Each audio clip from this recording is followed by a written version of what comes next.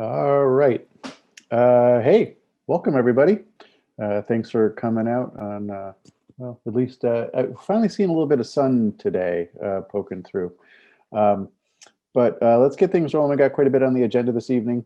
I am going to begin things by actually turning it over to Sue to introduce our NSBA guests who are with us this evening. Thank you very much, Neil.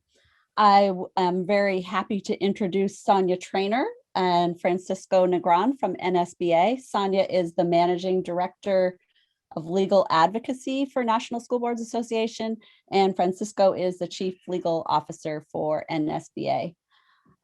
Just to sort of set the table here, NSBA has an interest in the lawsuits that you all learned about at your last board meeting.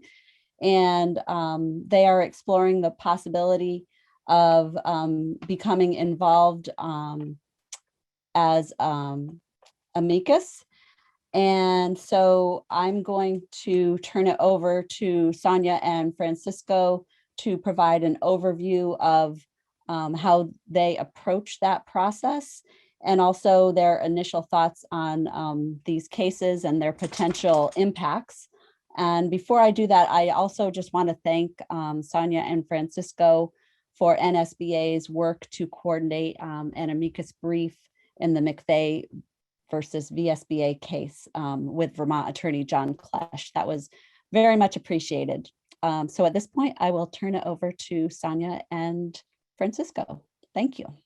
Thank you, Sue. It's great to be here, and I'll just jump right in really quickly because I know your time is limited, and I'll tell you that we're very happy to be of assistance. Anytime that we can with cases that come that either involve a state association, like the previous case, the McVeigh case, or when there's a case that's important to the national scene, and that's really one of the measures that we use when deciding when to enter into a case. Of course, our amicus briefs are filed as a service of NSBA.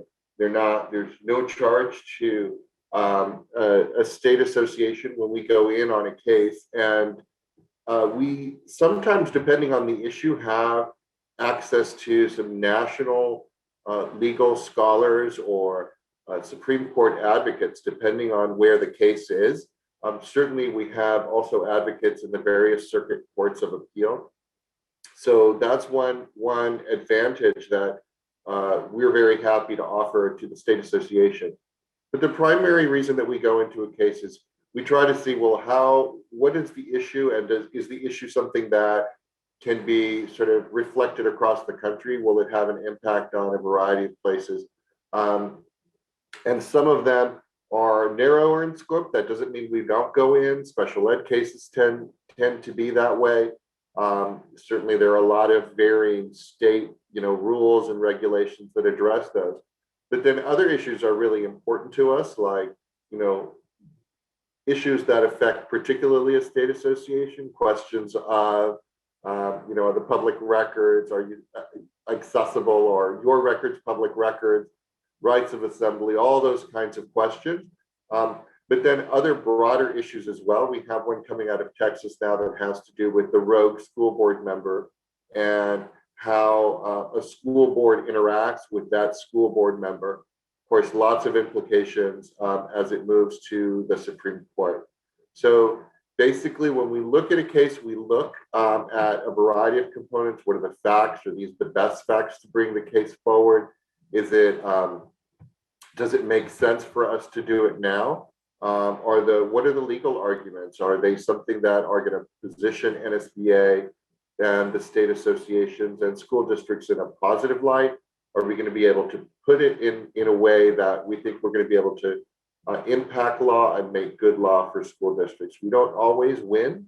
But of course, like you, we have a client, we on staff have a client, that's our board of directors through its executive committee, and we ultimately make a recommendation to them, setting out all of these issues. And one of the issues that we're here to talk about today is that case about the use of public dollars, which is summarily interesting to us, because of course, in the Espinoza case that the Supreme Court heard recently, involving the Montana program and that involved public dollars going to private schools, and ruled in favor of the student in that case, seeking those monies. The Supreme Court made a really, really important distinction between the use of public dollars and the status of religious institutions. And that's something that I think your state does in a very interesting way.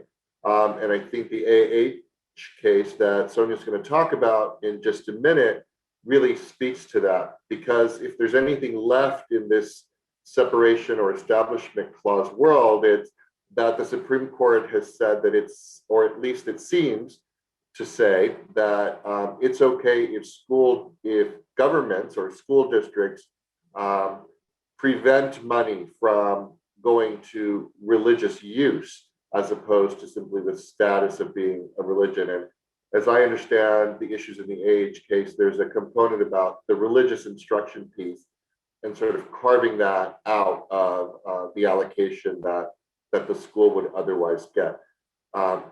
So that's a very interesting sort of bar for us to protect at this point. And it seems like this case has all of those elements that we would be interested in advocating for, because they have the potential of replicating across other states as well. So let me stop there and see if there's any questions about that process. And if not, I'll turn it over to Sonia. Oh, question mark, yes. Actually, it's a question for Neil. Do we want to be recording this?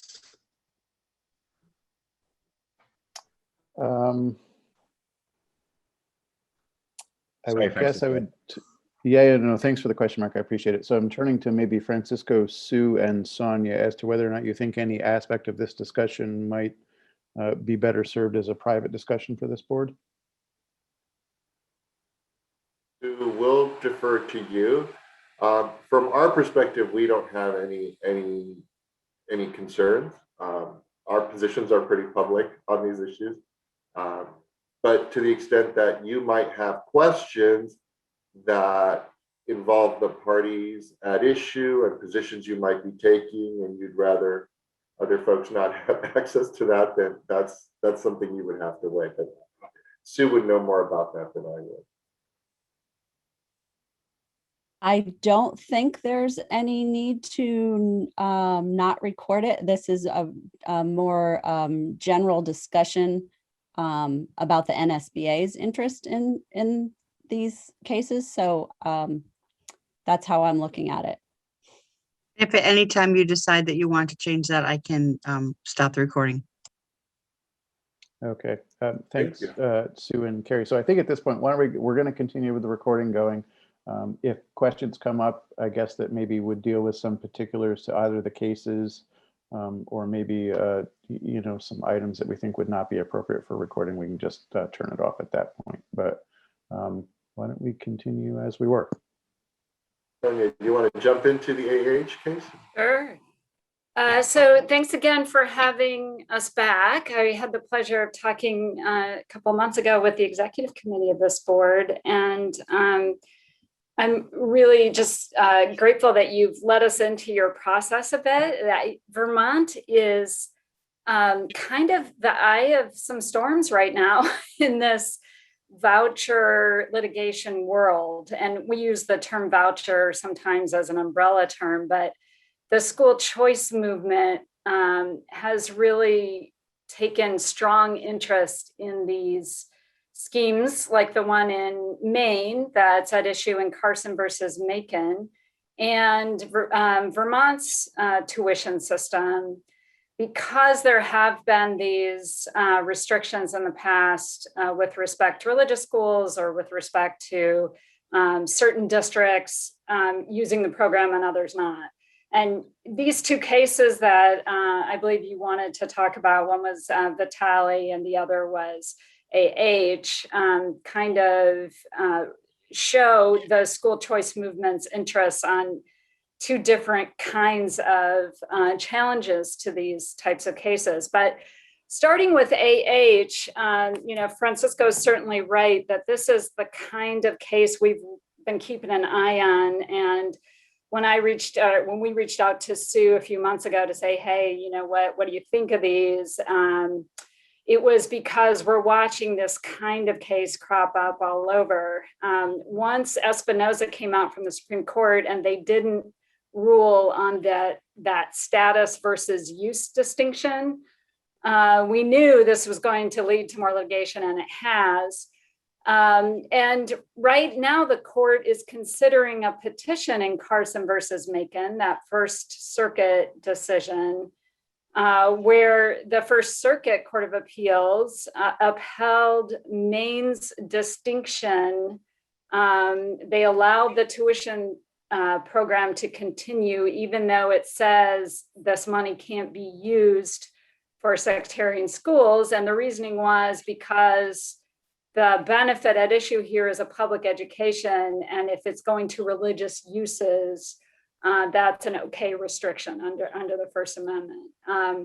That is being challenged by all of these school choice folks, including the Institute for Justice, the Liberty Justice Center, which is representing the plaintiffs in the Vitale case in your state. So, and what the Liberty Justice Institute is arguing in the Carson case, it filed an amicus brief in that case, is that school choice programs are the answer for students who are disabled, are bullied, are living in poverty because they are, quote unquote, sometimes stuck in public schools. And NSBA, as the voice of public education, you know, has a little bit of an issue with that characterization. And so we want to keep an eye on these cases that might be shaping the law in that direction. Now, in that case, the folks who are filing that claim, and I believe that's the Alliance Defending Freedom, are saying there is a split in the courts between some circuit courts that recognize the status use distinction and the Supreme Court of Vermont, which recognizes it and allows it to continue. And you all know what's happened in your state with your state education agency coming out with guidelines for schools to administer that distinction. So we are interested in your point of view as the Vermont Association as to whether and to what degree you would like our involvement as this case moves on. We are not often, although sometimes we are, but not often involved at the federal district court level. And this particular case, AH versus French, I understand has gone up to the Second Circuit on an emergency basis. My understanding is there's a current writ of mandamus there, but that's been decided and now it's back in the district court. And so you can correct me if I'm wrong. I'm sure you know more than I do about the particulars of the process there, but I believe it's back in the district court. Once it gets up to the Second Circuit again, I think we'd want to be keeping a close eye on it. What may complicate things is this Carson versus Macon case before the Supreme Court. So if the Supreme Court takes that petition, the Second Circuit, if it already has this AH case, may wait until the Supreme Court decides Carson versus Macon until it rules anyway. So this may be dragging out a bit. And then I can talk about the other case, but I feel like there are probably questions about this one. So why don't we we'll pause here, and do board members have questions on the first case?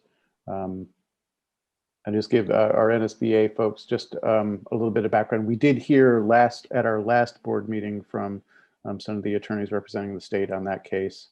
So hopefully had a fairly decent background on what was going on with that one. So it's possible that maybe most board members felt they had most of their questions answered.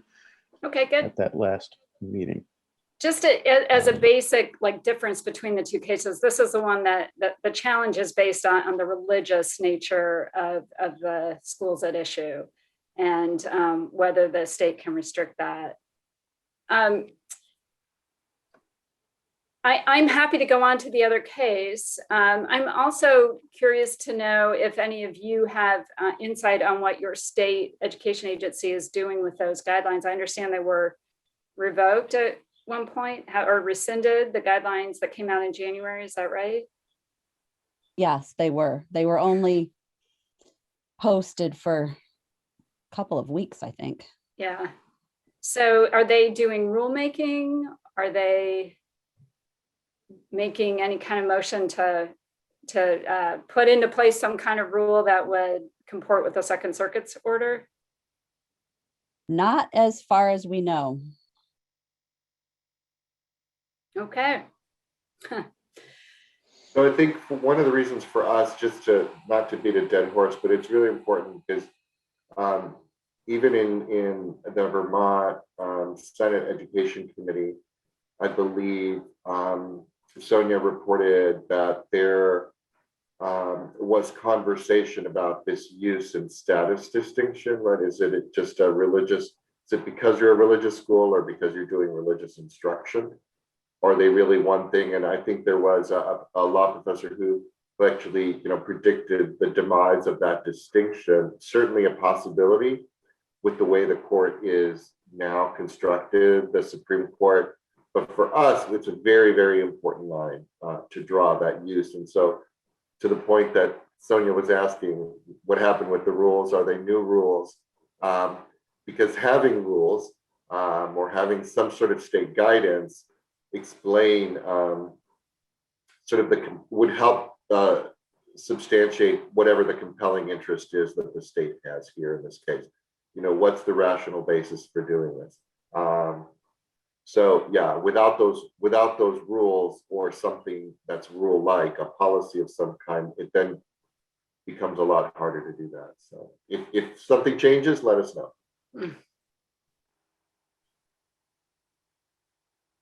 Jim, go ahead. No, just curious if, my impression is that the Agency of Education backed off partially because they said, okay, we're not going to, the court is going to make the decision. And so to what extent does it make sense for the Agency of Education to put something out there that just becomes a target? Does it make sense for them to do that? And is it helpful for us? I mean, right now, it appears as if it's really been shoved down to the school board. So the school boards are the ones that are, subject to question, suit, etc. It's you make the decisions and then you face the consequences, versus the Agency of Education taking it off our hands, which could be helpful for us, but is it helpful for the whole process? Yeah, well, I don't know what the internal state politics are that that might be at play, which I have a sense weighs into a state agency making a decision to pursue or not regulations, right? But I think that from the perspective of the school districts, in other words, I hadn't even thought of that, to your point that the use, the determination is now being pushed down to school districts. I think having, some sort of record evidence, whether it's an actual policy or a discussion that points to the fact that it's the focus on the use as opposed to the status, right? And then attempts to, limit those payments accordingly, right? So if it's a percentage of the day, or there's an exemption from having to attend a religious class or whatever it is, so that you have some sort of, if I were a school district advising them, it would be make sure that you identify the particular use that's being objected to, not the fact that it's a Catholic school doing the educating. And I'm not talking about a crucifix on a wall because that won't cut it, but the actual religious instruction, which seems to be, from what we know in Espinoza and Trinity, which seems to be what the High Court is thinking about, because they recognize this use when they talk about a previous case named Locke versus Davy that involved a student, a university student, actually a seminarian, going to receive religious instruction. And that was the distinction in that case that the court today has sort of upheld. So important for you at the local level if it's falling on you to make that distinction.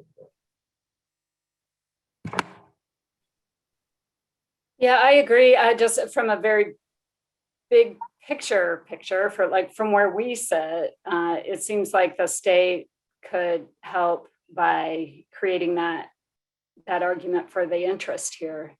And if it's consistent with what Chittenden, I know I'm saying it wrong, the Vermont Supreme Court case, and the Second Circuit have said that it would be helpful to school districts, but I'm sure you all have your own unique relationship with your education agency and have approached this with them or know how they operate. That professor who spoke before your Senate committee hearing did, as Francisco said, suggest that the status use distinction might be on its way out. And certainly we think if Carson versus Macon, the First Circuit case, is accepted by the Supreme Court, that's somewhat of a signal that they are looking to overturn the First Circuit, and likely that status use distinction is threatened. It's on the chopping block at least.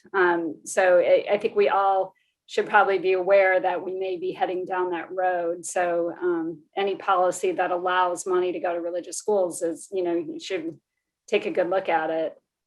I'll tell you one area where, oh, sorry, Sonia, but to jump in on that, on the law professor's prediction, I hope she's wrong. I think I would certainly agree with her that there may be an inclination to do away with the use status distinction, but whether it'll actually happen or not is another thing, because where it might have real impact might be in special ed cases. I know Sonia's getting ready to talk about sort of some special ed components or some issues, some special considerations for children, like one being in a wheelchair. But the reason I mention this is because we had a case in the Fourth Circuit that was precisely around this kind of issue, where a parent had a severely disabled child who needed the kinds of social guidance and cueing and training around social behaviors, just so not even academic, but just some basic functioning, how to hold your knife, how to eat, sit down, just some very, very basic instructional pieces that the parents were saying required religious instruction because they were Orthodox Jews. And in that child's world, the argument went, the child would need to live according to a certain set of rules, and not just the regular rules or the regular curriculum that the school district was providing. And the argument of the school district was, well, basically, you're asking us to teach orthodoxy or to teach some sort of religious curriculum, and who gets to decide which one is the right one? If we're doing an IEP, is it us or you? And that goes to the heart of establishment of religion. So I think, if the use status distinction is erased, it would open the door for parents like this family to come back to a school district and say, it's not a question of use anymore, which was basically the argument the school district was using, because it's just because it's a religious institution, you have to fund it. This IEP, because that's where the child can get served. So you can imagine now how that sort of could complicate situations for school districts and dollars flowing out into private schools. Yeah, sorry. I'm also curious. There's been a little bit of in the press and all recently an attempt to make the case, and I'm not sure this plays into the legal case at all, but that some of these, the religious institutions, that they do not accept all students, and that play that up as an issue. Mm-hmm. And it's sort of the I think it's the just trying to get people on the side of, oh well, we have to provide them with funds, but they don't necessarily have to take our kids. Is that a relevant point in the legal argument or not? Yeah, I think that it is. It's an argument that we readily make to the courts, that we've got to take all comers and they get to pick and choose. And that, oftentimes what happens is, these schools are set up to be able to, avoid a lot of the regulations and requirements for public schools. Oftentimes they select, students of particular races or particular backgrounds, or, all of those things can happen because, they have the right to admit whoever they want, and still get the public funding. There's an argument that we've also been sort of pushing a little bit now, which is that those institutions aren't held to accountability, right? So the accountability used to be that the courts would say, and the politics would say, that the parents are the ones who hold those schools accountable, because if the schools aren't producing, the parents just take the kids out.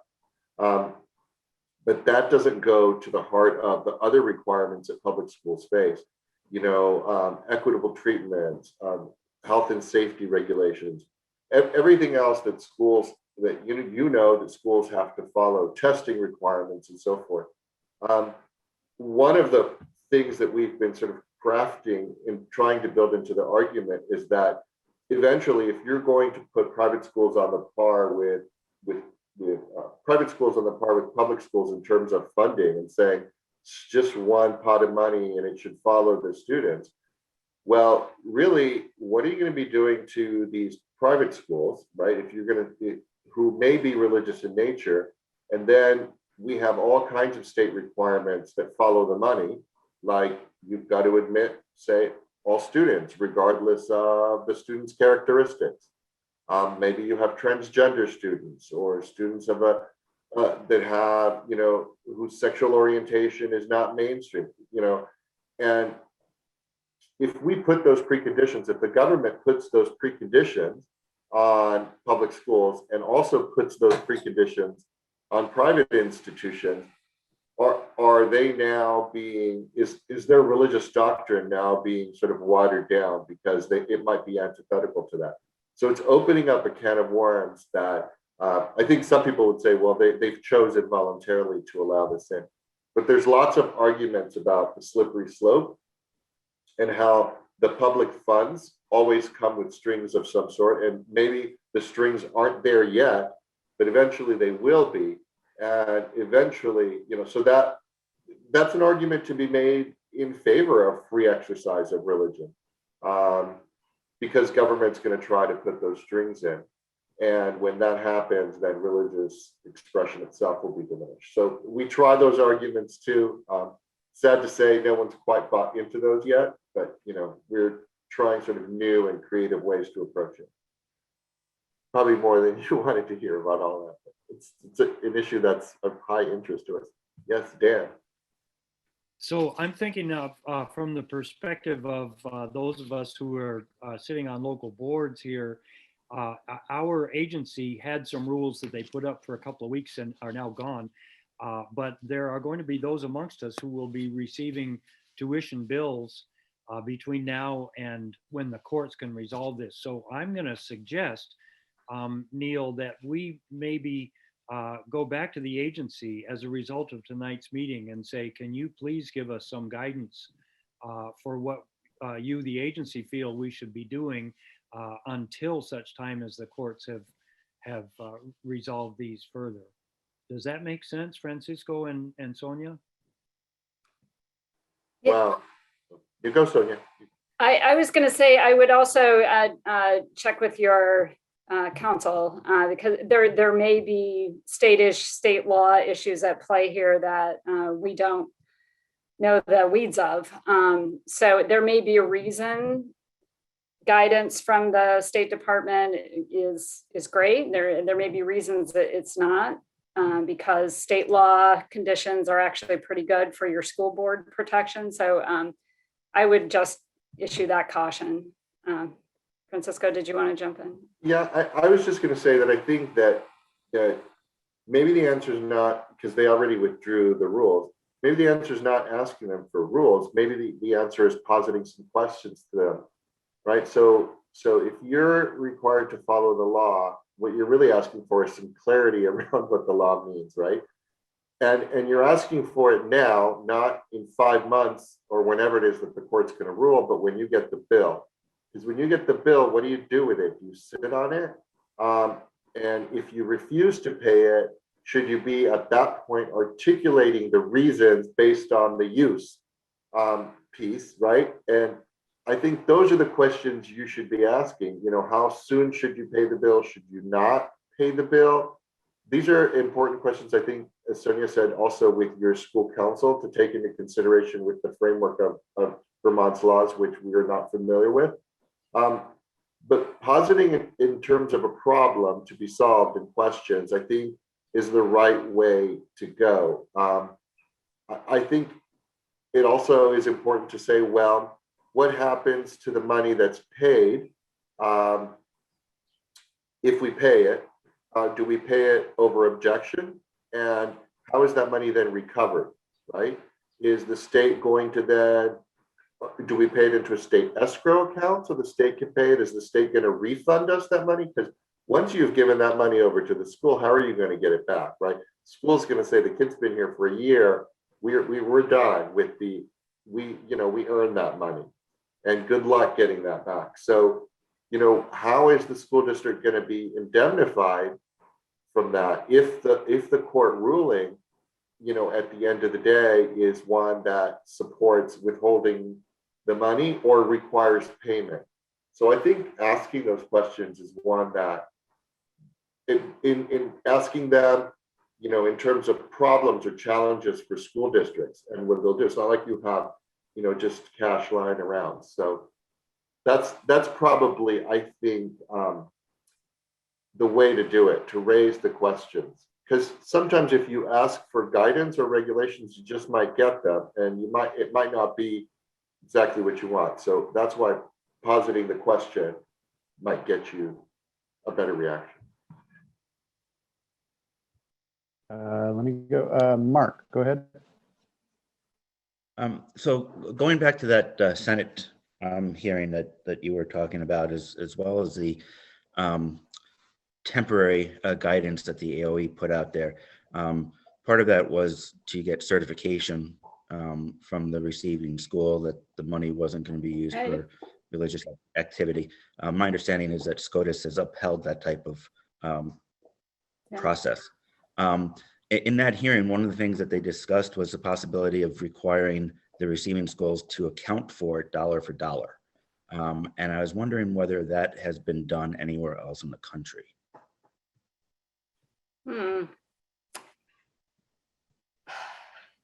Not that,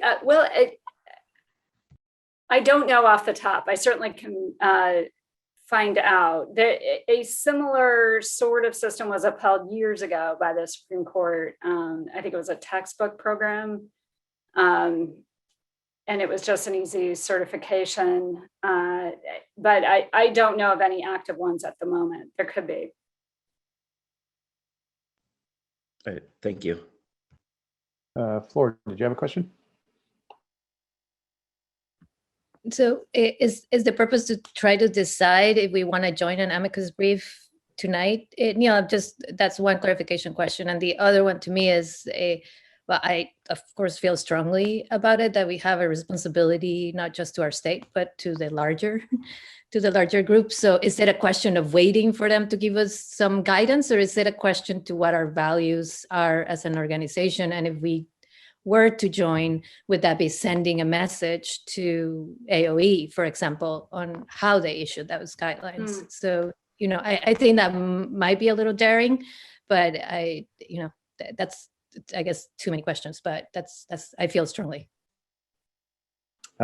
Thanks, Laura. And maybe it might benefit from maybe a little bit of clarification, because I believe when the executive committee met with both of you, Sonia and Francisco, and we had this discussion before, I think the question was, that at the right moment, I think NSBA would be inclined to weigh in on either of these cases. And the question, I believe, to the executive committee at the time was whether or not VSBA was encouraging that, or just sort of being silent, and not necessarily that VSBA would, or would you be looking for VSBA to partner with NSBA in some sort of joint action on this? Maybe some clarification on.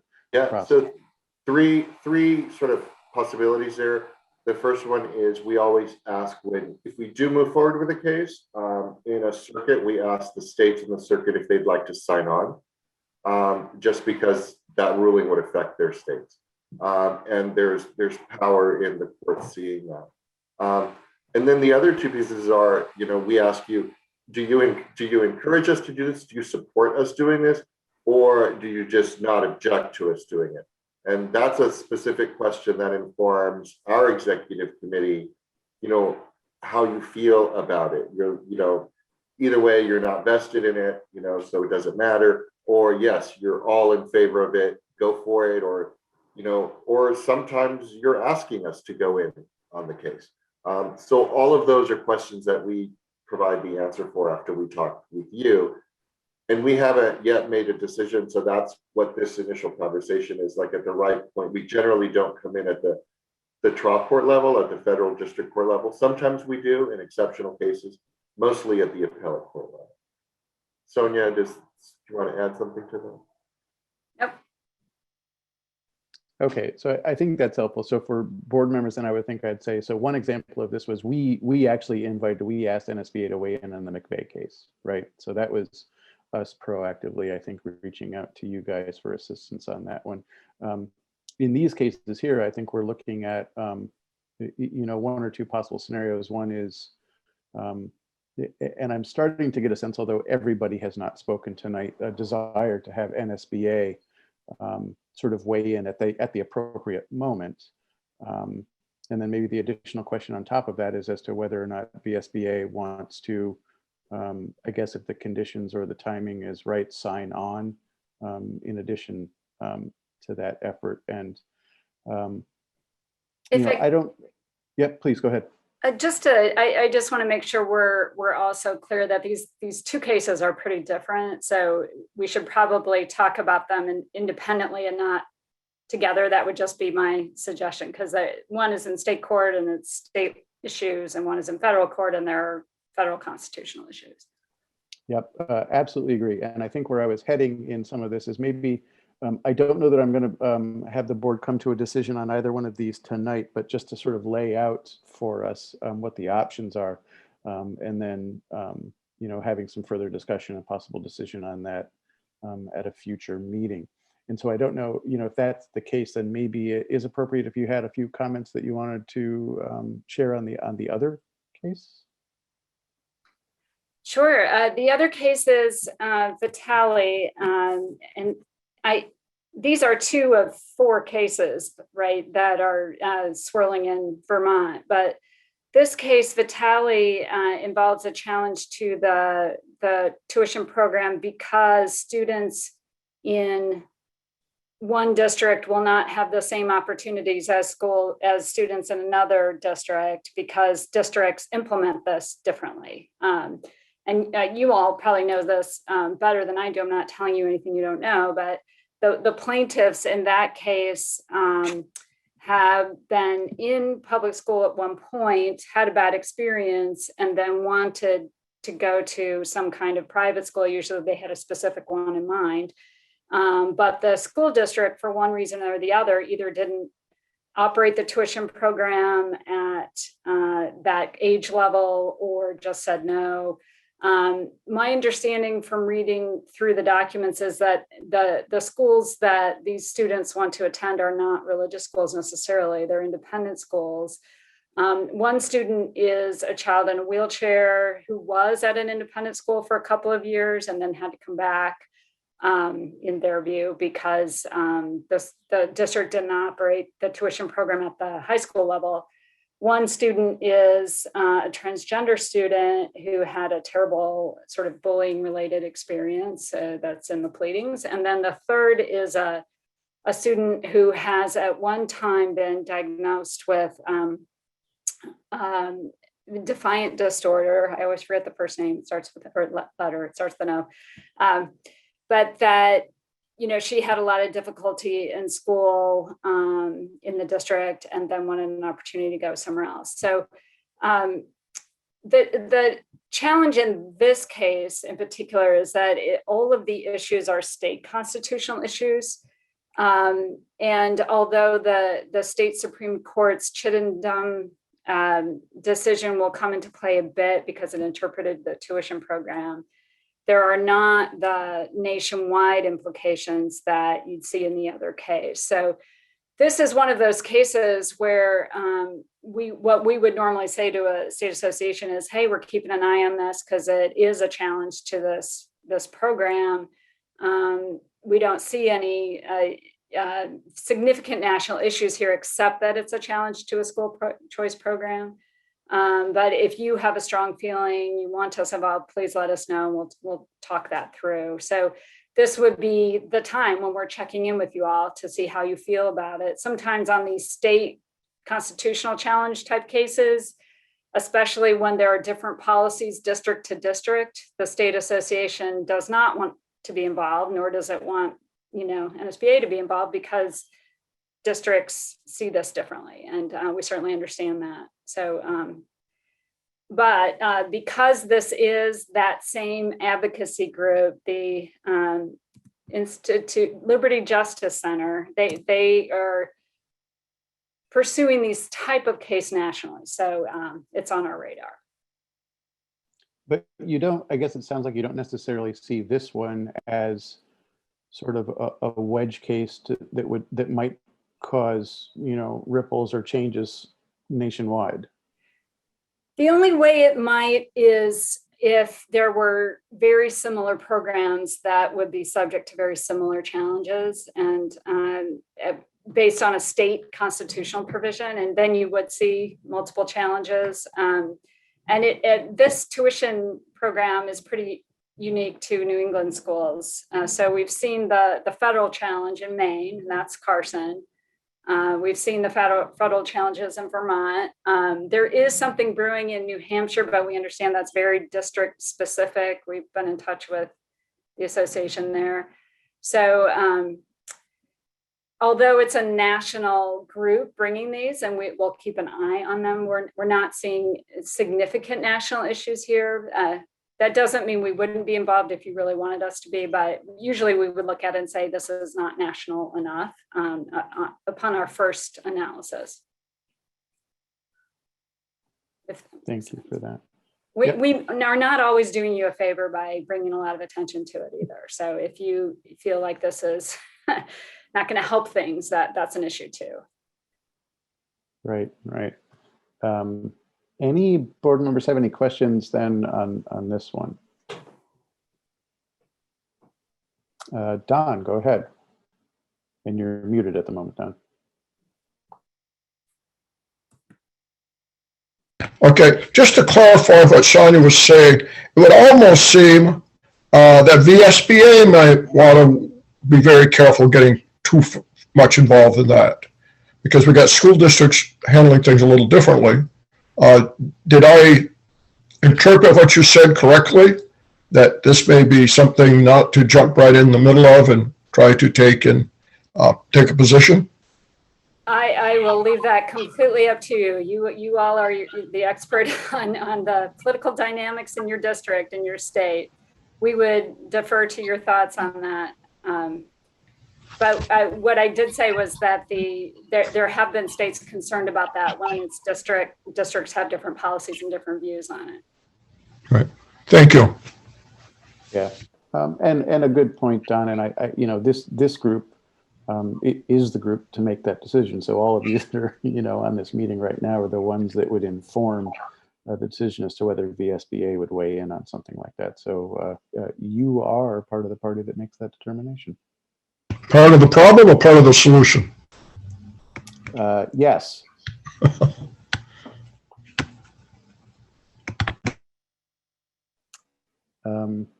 Any other board members with questions?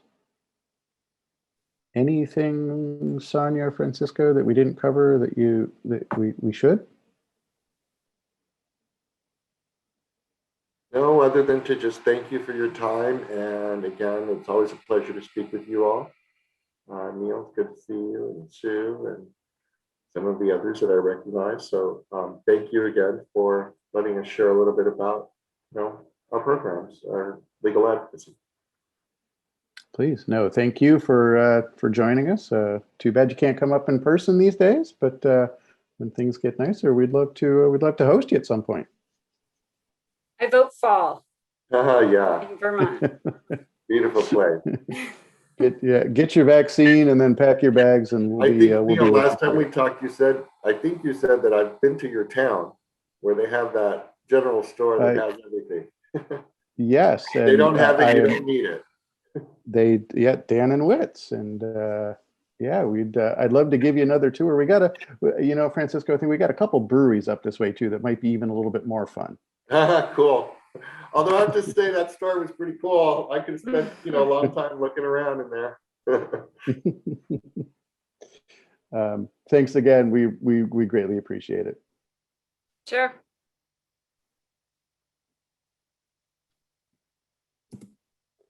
All right, board. Thanks for that. When we are going to move on in the agenda then, and the next item up is a legislative update, and I believe we'll be turning it over to both Sue and Sandra this evening for that. Yes, and I'll cover the first few and then Sandra will cover the last few. So I'll start out with the budget bill. That's what they call the big bill. It is big. It's hundreds of pages long, but we're focusing in on section E515. It makes a first-time appropriation from the education fund for the normal cost of the retired teacher's health and medical benefits plan in the amount of $13.8 million, and moves that cost to the ed fund going forward. This is the Senate's version of the bill. And that cost is not currently in the ed fund. We currently do have the normal contribution to Vermont Teachers Retirement Fund funded by the ed fund, but not the health and medical benefits. That section E515, as proposed by the Senate, also requires a treasurer to submit a report to the General Assembly on or before January 15th, 2022, on moving the normal costs of retired teachers' health and medical benefits to local school budgets. So that is another concern. And we've conveyed concerns about both of these things to the conference committee. This bill is in a conference committee right now, being worked out between the House and the Senate. Another section of the bill that we're keeping an eye on in conference committee is section B1106, which provides a $500,000 appropriation of FY22 one-time general funds to the Department of Health to support PCB testing in schools. And section E709.1, which provides $4.5 million to the Environmental Contingency Fund for indoor air quality testing for PCBs in schools. That's for public schools and independent schools. So we're keeping a close eye on what's happening in that conference committee. And as I said, communicating any concerns that we have to them. The next bill that I'll cover is S13. And that is the waiting study bill.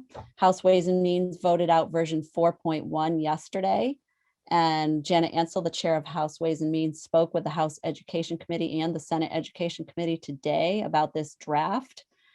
The major changes in this latest version of the bill are outlined in a side-by-side that compares three versions of the bill. It's S13 as passed by the Senate, S13 as amended by the House Education Committee, and then S13 as amended by the House Ways and Means Committee. And when I'm done talking, I'll post a link to that side-by-side in the chat so that you can take a look at it at your leisure.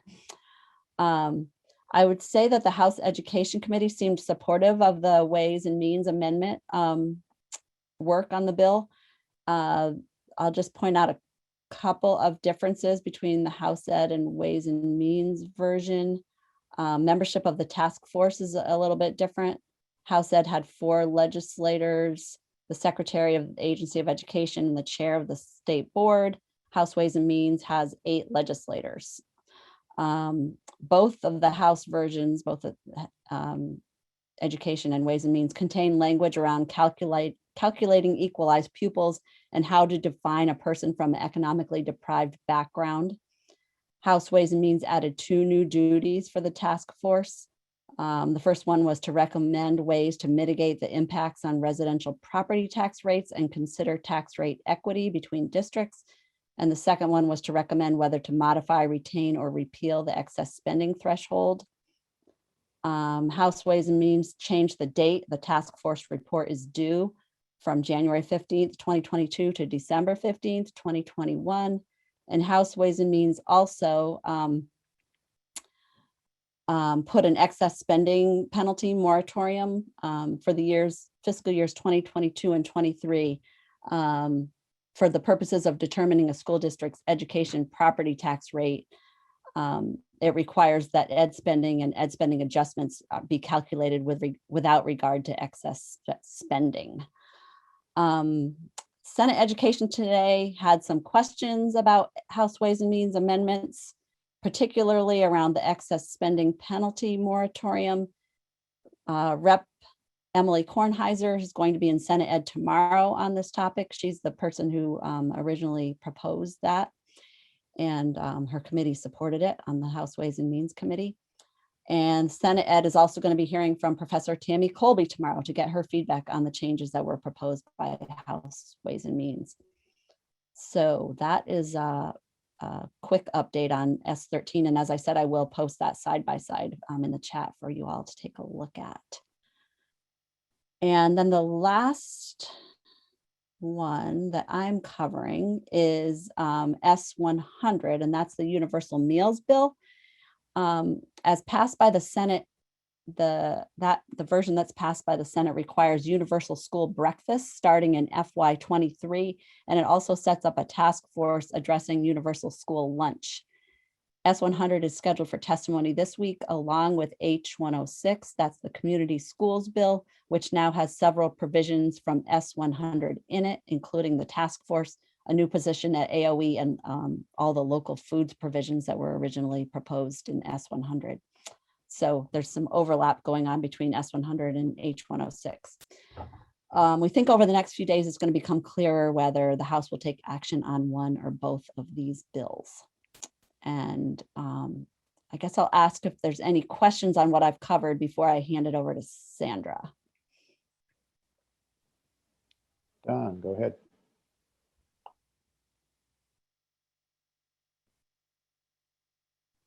You're still muted though, Don.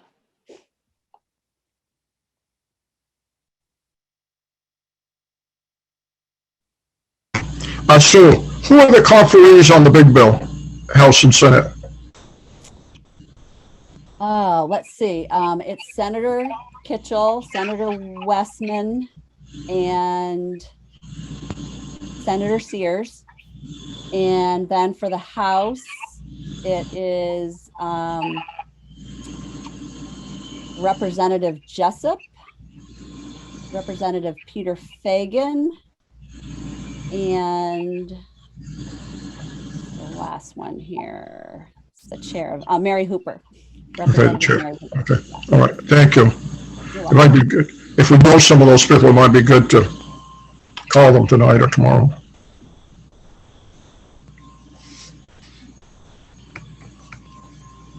Any other questions for Sue? Jim, go ahead. Yeah, I'm just curious if we have any clue of the rationale for taking some of the provisions of S100 and throwing them into H106. Is that to protect them, or what's the deal? I think there was some question about whether S100 would make it all the way through the process. And so I think that might be the rationale for why they did that.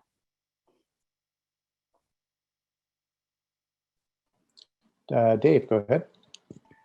Thanks. I wasn't quick enough to write down the amount set aside for PCB testing.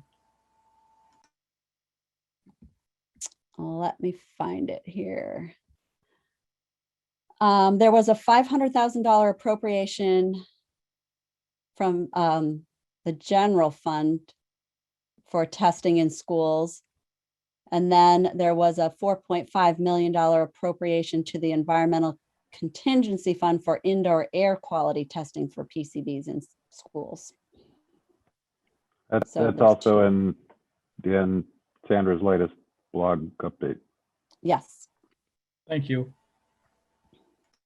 Kim, go ahead. The OPEB shift is a bummer.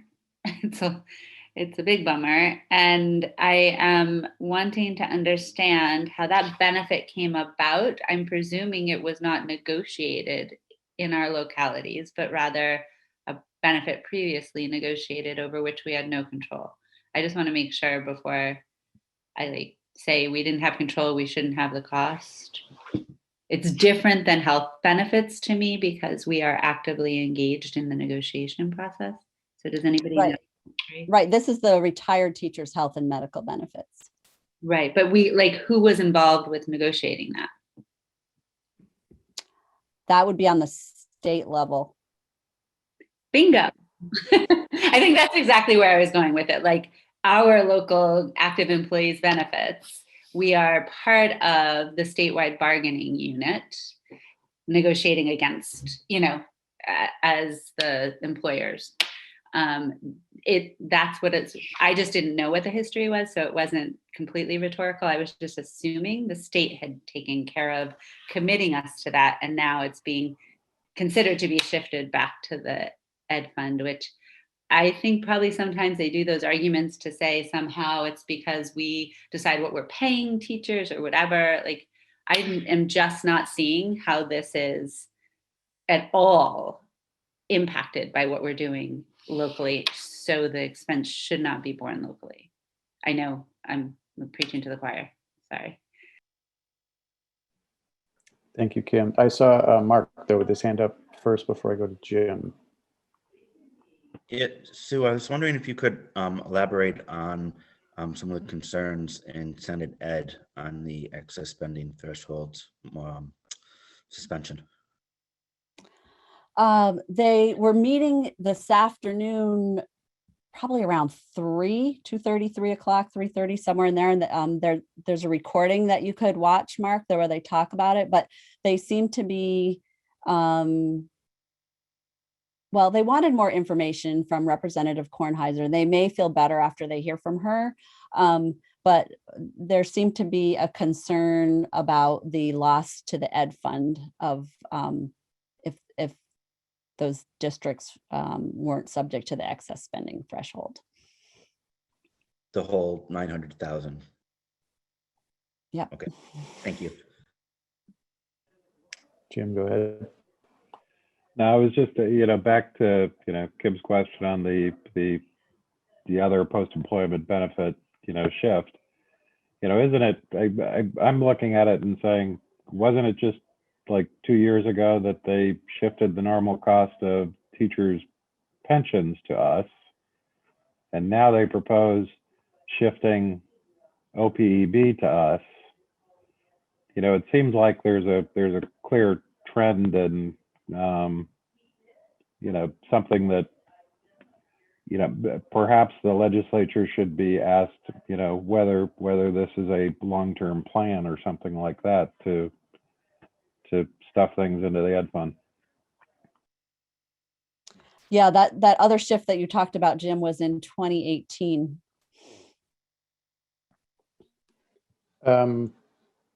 So I know that we VSBA weighed in with opposition to this, I believe just yesterday or today. Do you have a sense as to what point, if any, maybe we need to call in help from board members on this issue? I'll certainly let you know if we think there's an appropriate point to do that. It is in the conference committee now. Okay. Dave, go ahead, and then Don, I'll go you next. So this is long-term issue. Both parties over, I don't know, since the education fund was formed, have found ways to shift various costs. There's a long list of the costs, community high school and pensions, and it's just a long list of stuff that's been shifted onto the ed fund, and it probably won't stop until they have everything that possibly related to any kind of education is shifted over into the ed fund and paid for by our local property taxes. It's ridiculous. Enough is enough, but I don't have any idea how we can stop it. Thanks. Go ahead, Don. Yeah, I think my statement builds on what Dave just said after his many years of experience in the legislature. But Jim, I was going to speak to you and say, I don't see it changing until there's a change in Senate membership. There are some people there that as long as they are in power positions, they're little by little going to be eroded off. I saw that as chair of Senate Education. I followed it since I left there. And I don't know what the issue is, what their bee in their bonnet is, but it seems like every session they find another way to put more money on the local budgets. And they're the same people in a public meeting will say, we've got to control school costs. And then they go out the door and walk back in and say, by the way, when we were out there, we decided we're going to give another $10 million, things like that. And it really comes down to people in the positions we held. And I think Dave was there when it happened, but he may not have followed it. But we had a really big showdown over early ed funding and what they put into it to kill stuff. And I called them out on the Senate floor. I got scolded a little bit after by leadership that you shouldn't do that to colleagues. But I was sick of that BS and called them on the carpet for statements they made that were recorded. And as long as some of those people were there, we're going to fight that every year. Which people? Which people? Look at the people that are on the budget negotiations committee, and I think you'll get a clue. Although I will say Richie Westman was a former student of mine at Lamoille, and I've served with him, and I think he's a fair person. But they're all part of it. But you can figure it out from there. Thank you both, Dave and Don, for the insight there. And I guess I would say that, Sue, if we get to a point in time where we need to exercise a little bit more pressure, I am going to be turning, I think, strongly to both Dave and Don because of their connections, maybe, to see, what sort of influence we can have there in that respect. I'd be happy to. Sue, is that all on your side? Do we have? Yes. Sandra? Okay. We can move to Sandra now, if there aren't any other questions. All set. Perfect. Great. So I'll start with H426, which is the school facilities bill. It requires a school facilities inventory and conditions assessment to ascertain the extent of need for additional support to school districts as a result of COVID-19. And to inform the Agency of Education on the statewide school facilities needs and costs.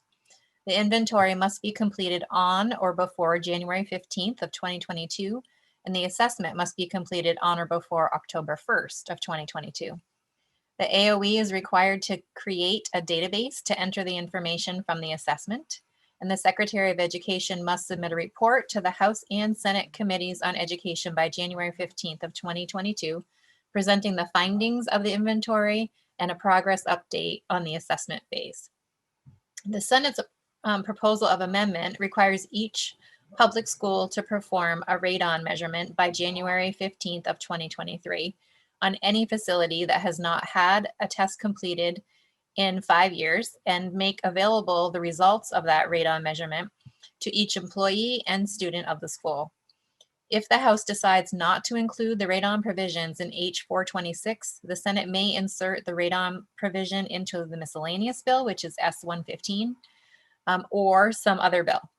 The bill does not include an appropriation to cover the cost of radon testing or remediation, and whether ESSER funds could be used to address radon remains a question. The House Education Committee has scheduled a number of witnesses to address H46 this week. H449 addresses pensions.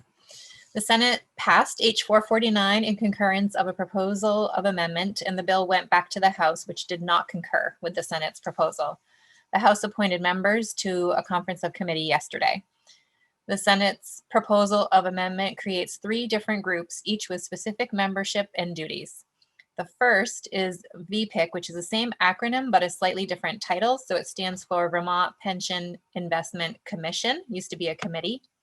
It's a 9-member commission responsible for the investment of assets of the retirement systems, striving to maximize return on investments and holding the power to set actuarial assumption rates. The second group is called the Pension Benefits Design and Funding Task Force.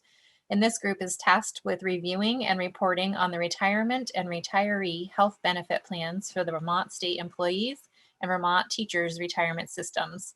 The task force is charged with making recommendations about benefit provisions and funding sources, as well as demographic and workforce trends and sustainability of the program. And then the third group is titled the Joint Legislative Pension Oversight Committee. And this is a legislative committee charged with evaluating and making recommendations on public policy relating to the provision of retirement benefits and health benefits to the state's public sector workforce. And then the third bill I wanted to quickly highlight for you is H436. This is a tax revenue bill, and it was amended by the Senate Finance Committee very recently this week to reflect provisions that are also found in H152, which is the yield bill, as passed by the House. We have some details in the blog if you're looking to compare that. And this bill was referred to Senate Appropriations yesterday. And those were the 3 bills I wanted to highlight for you tonight. Any questions? Dan, go ahead. Yeah, I was going to wonder, Sandra, would you send us the names of the people who've been appointed to those task forces for all of the pensions? I believe you said those people have been appointed, or has it just been decided that they will be appointed? So the position, oh, go ahead, Sue. I was just going to say it hasn't become law yet. So there's nobody that's been up. No specific people have been appointed yet.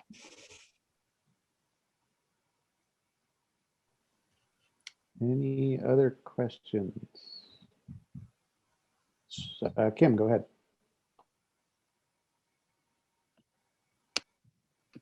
Sorry. In the miscellaneous bill, did we, or somewhere, does it exist that we clarified language on union boards appointing their own, or unified school district boards appointing their own vacancies? I know that had a sunset that was supposed to be up, I think, this year. It got that language was put back into law in the fall, and Okay. it sunsets in June 2022. Okay, so another round. Okay, great. Thank you. I'm sorry to have been confused on that. And then this school facilities needs assessment piece is, are we going to run into problems in waiting for an assessment? I know the secretary's position was, we know that we need work done, and there's an urgency to being able to put that the ESSER funds and the federal funds that we've received to work versus the distraction of the timeline of doing an assessment. So he was not in favor of it, but it sounds like it's going to happen anyway, this needs assessment. And is that going to jeopardize being able to utilize funds that are coming through ESSER?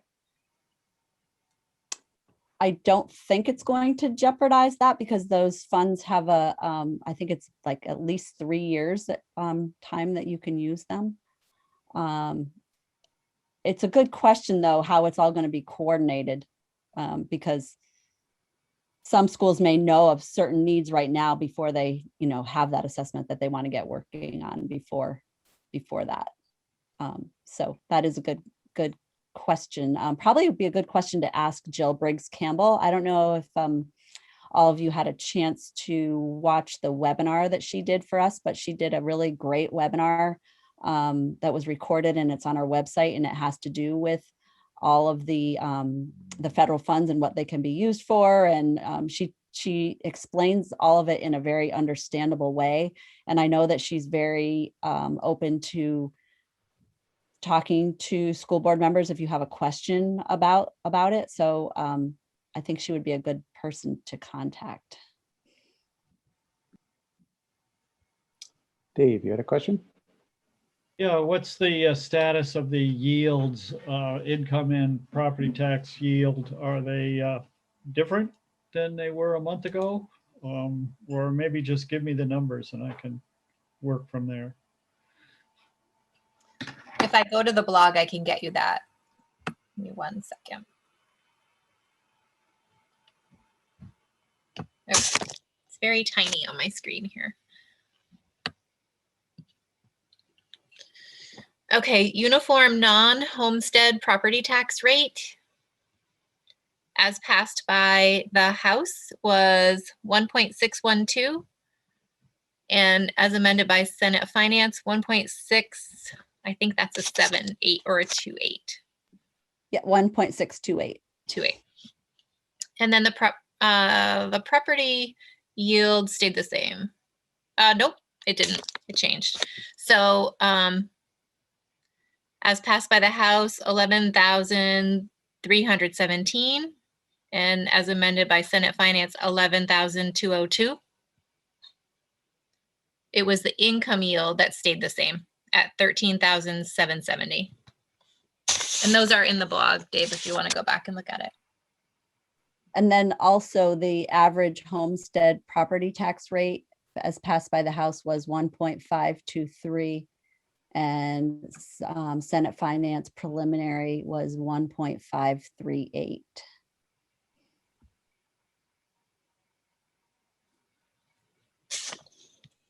Any other questions for Sandra? And I believe, was that our last legislative blog? That was our last. It's so long now that we're at a point we need to have a report. So the next issue will be a full report. All right. So I don't mean to be premature in this, but I want to say a huge thank you for the blog this year. I think it was tremendous. And I think it was super helpful, and I'm so glad that we did it. And I'm so thankful of all of the time that you put into it as well, too. So thank you very, very much. Well, shout out to Sue for helping me because she was always editing, and to Carrie for all of her editing on the recordings. It was a team effort. Awesome. We have such a great team. I appreciate it. So if we don't have any other questions then related to the legislative update. Oop, I see Colleen. Colleen, go ahead. Yes, this will be quick. I'm just going back to the H426, and I just, I've skimmed through it. I don't know the details the way that Sue and Sandra, the details, but it just seems like the timeline is very aggressive for the work that needs to be done to do a complete inventory and a needs assessment. And I just know that in Champlain Valley School District, for example, we have 7 campuses that we've been doing this work for a number of years, but it really took a lot of coordinated work over multiple years to be able to develop a system to do that needs assessment and to, now we have a 5-year plan, we have people in place and so forth. So I can't imagine that every district in the state is prepared to take on this work, or that we even have the people in place in the state with the expertise to support the needs assessment and inventory. So I would think that the VSBA might have some interest in wanting to ensure that funding was available to support school districts in that work. So the bill actually calls for the Secretary of Education to contract with an independent third party to conduct the inventory and assessment. And it, I believe there's an appropriation for that to happen. So that's how it's being, it's not being put on each individual district to pay for it. It's paid for through the state. and done Right, through a third party. and just the number of people that would need to do that work, because it requires walking through facilities, it requires looking at age of equipment. I mean, there's just so many aspects related to a needs assessment for facilities. I don't even, Flora, you probably know better than I with your involvement as an architect, but it's a huge project, and we know that this work needs to be done in the state. It's just the timeline seems a bit unrealistic.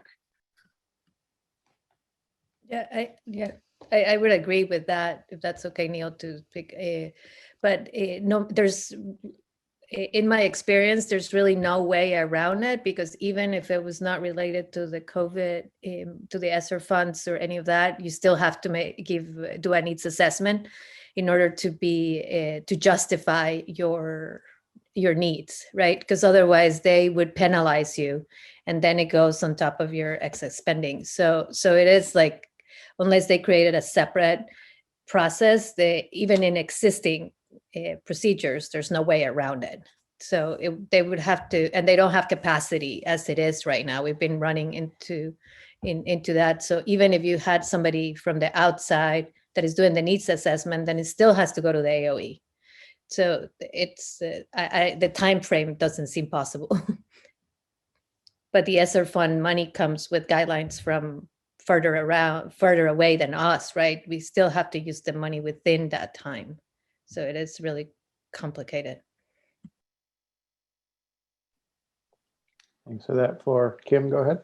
I think similarly, many districts have been doing this work, but to Colleen's point, others haven't. And certainly while, we have, and Champlain Valley School District may have, I know that we couldn't presume to know where people are in their capital planning around their facilities, but we do know it's an area that generally has been neglected, and there's not been any reimbursement. And so again, this seems like I think that this was the Secretary's point, we know the state needs this individually as people are applying, or how we apply the ESSER funds is going to be determined by that, but it is got to be truly impossible in this timeline to do an adequate assessment of the statewide needs. And I think that's the intent of the study, correct? And I just wonder, I don't know what it is that we could do as VSBA to help or change or do anything about this.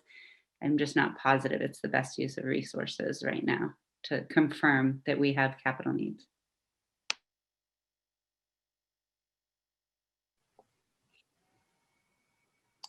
Sandra, go ahead. I don't know if this is helpful, but I have a lot of context of the conversation because I sit in a lot of the committee meetings, and I think one of their considerations is the potential for a federal infrastructure bill and trying to be ready if that bill moves.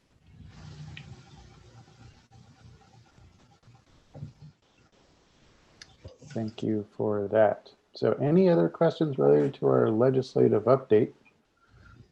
If not, I'm going to move on to the next item in the agenda, which is report from the Finance Committee. And I believe I would turn it over to Kim. So folks, I'm sure have had a chance to look at it. I'll point out a few bigger things. And this is a first look at the proposed budget. We won't be voting on it until the next meeting, but I really wanted to make sure, and the Finance Committee wanted to make sure, after we've all sort of pushed and poked and prodded at it, if there are questions remaining from others with fresh eyes, that we get those addressed before we approve this at the next meeting. So some of the bigger areas to point out is that I'm gonna start with some structural. Well, let me look first at the net profit that we have remaining, and this area it seems quite large. You hold 1 second, Kim. I'm just going to, Don, can you mute? Because I think we're getting a little bit of background noise from your microphone. Thank you. So I think I'll look first at this year's budget and then the proposed budget, and I'll point out where there's some differences. But just to project forward what our anticipated end of year is, that net income is higher. We had known that we were budgeting for 79,000. That was a carryover. And then we also had the forgiveness of the PPP, just to remind people of that. And then there were some fewer expenses, as we're all aware, for our lack of travel through COVID. And then some expenses that didn't come to full fruition through our arrangement and the collective bargaining supports piece.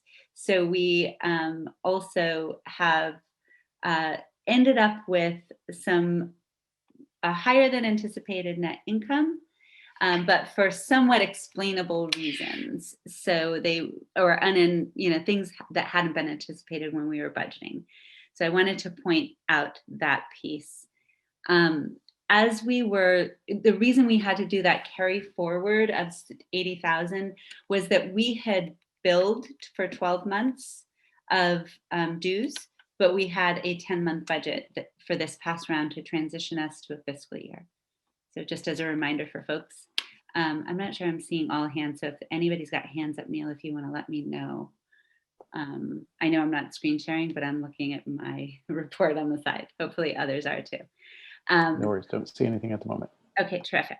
And then when we were budgeting for this coming year, which was our first 12-month budget on a fiscal year, we don't have any like work through a transition on dues or anything. We have the most normal looking coming 12-month budget we've had probably in the entire time that I recall being on this board. So that's somewhat exciting.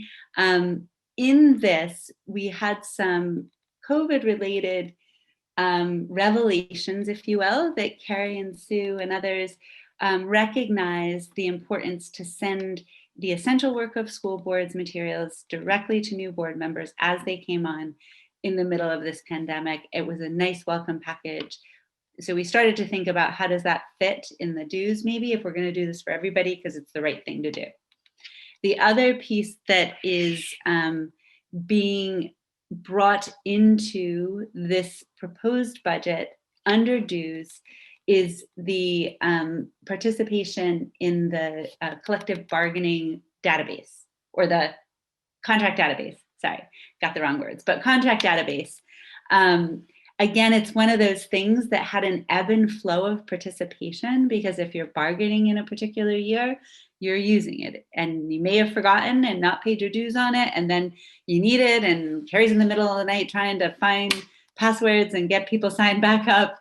And really, it is vibrant in its use, and we do better collectively as employers if we're all using it, if it's kept up to date, and if we have a reliance and an understanding of it that isn't ebbing and flowing. And so it made sense that those services, which had some revenue generation on them, got absorbed into membership dues. This is the first year we're also proposing a dues increase, and our bylaws currently constrain us to the average ed spending increase. So did I get the words right? For the same year, yeah. So we haven't had an increase in the amount raised by dues in the time that it was a commitment we made when we were transitioning the dues structure. And so it's been quite some time since we've had an increase in our dues or the revenue generated from dues. So we are exercising our ability to increase the dues to 1.3% increase, which is our max right now. And so we are proposing to do that. And we are recognizing some limitations of our language, which we may want to address in policy, in our VSBA policies, because that's where they live. These right? Is that one in policy? I think that one's in policy, Sue, right? That one is in the bylaws. Bylaws, okay, I'm sorry. So we will likely take a look at that for a bylaws potential change. The challenge is we may go years without an increase because it feels like the right position for our organization and for our membership, and then be constrained as we are in this year to something very limited, even when we're absorbing services into it. And so it seems like a disconnect or a connection that maybe need not be there, particularly when we've been exercising strong prudence in our budgeting. And I think our membership would probably agree with that.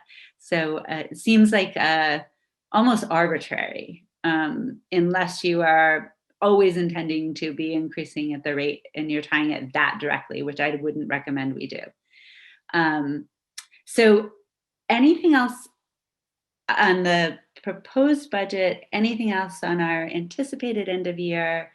And Sue, Finance Committee, Carrie, anything else that's particularly important to point out in the proposed budget?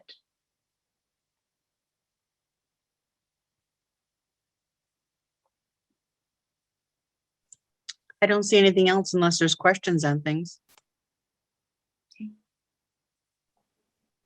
So you want to open it up at this point, Kim? Board members have any questions? So just so board members understand that it's a review of the proposal tonight, and we'll be voting on it at the June meeting. So now is your opportunity to dig through it, ask questions, and I see Jeremy has a hand up.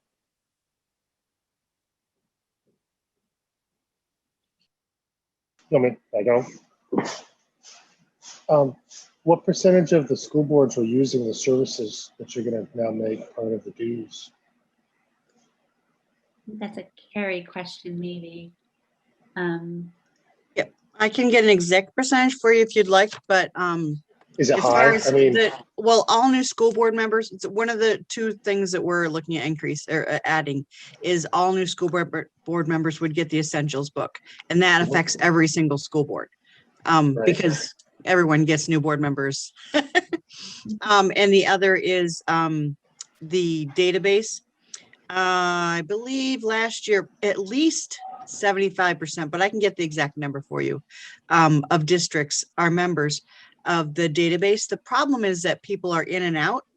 So if, for example, if you're on a 2-year, if you have a 2-year contract, then some districts will, on the year that they're not negotiating, pull out of the database contract, which is $200. So it's not, it's a little bit of savings for them.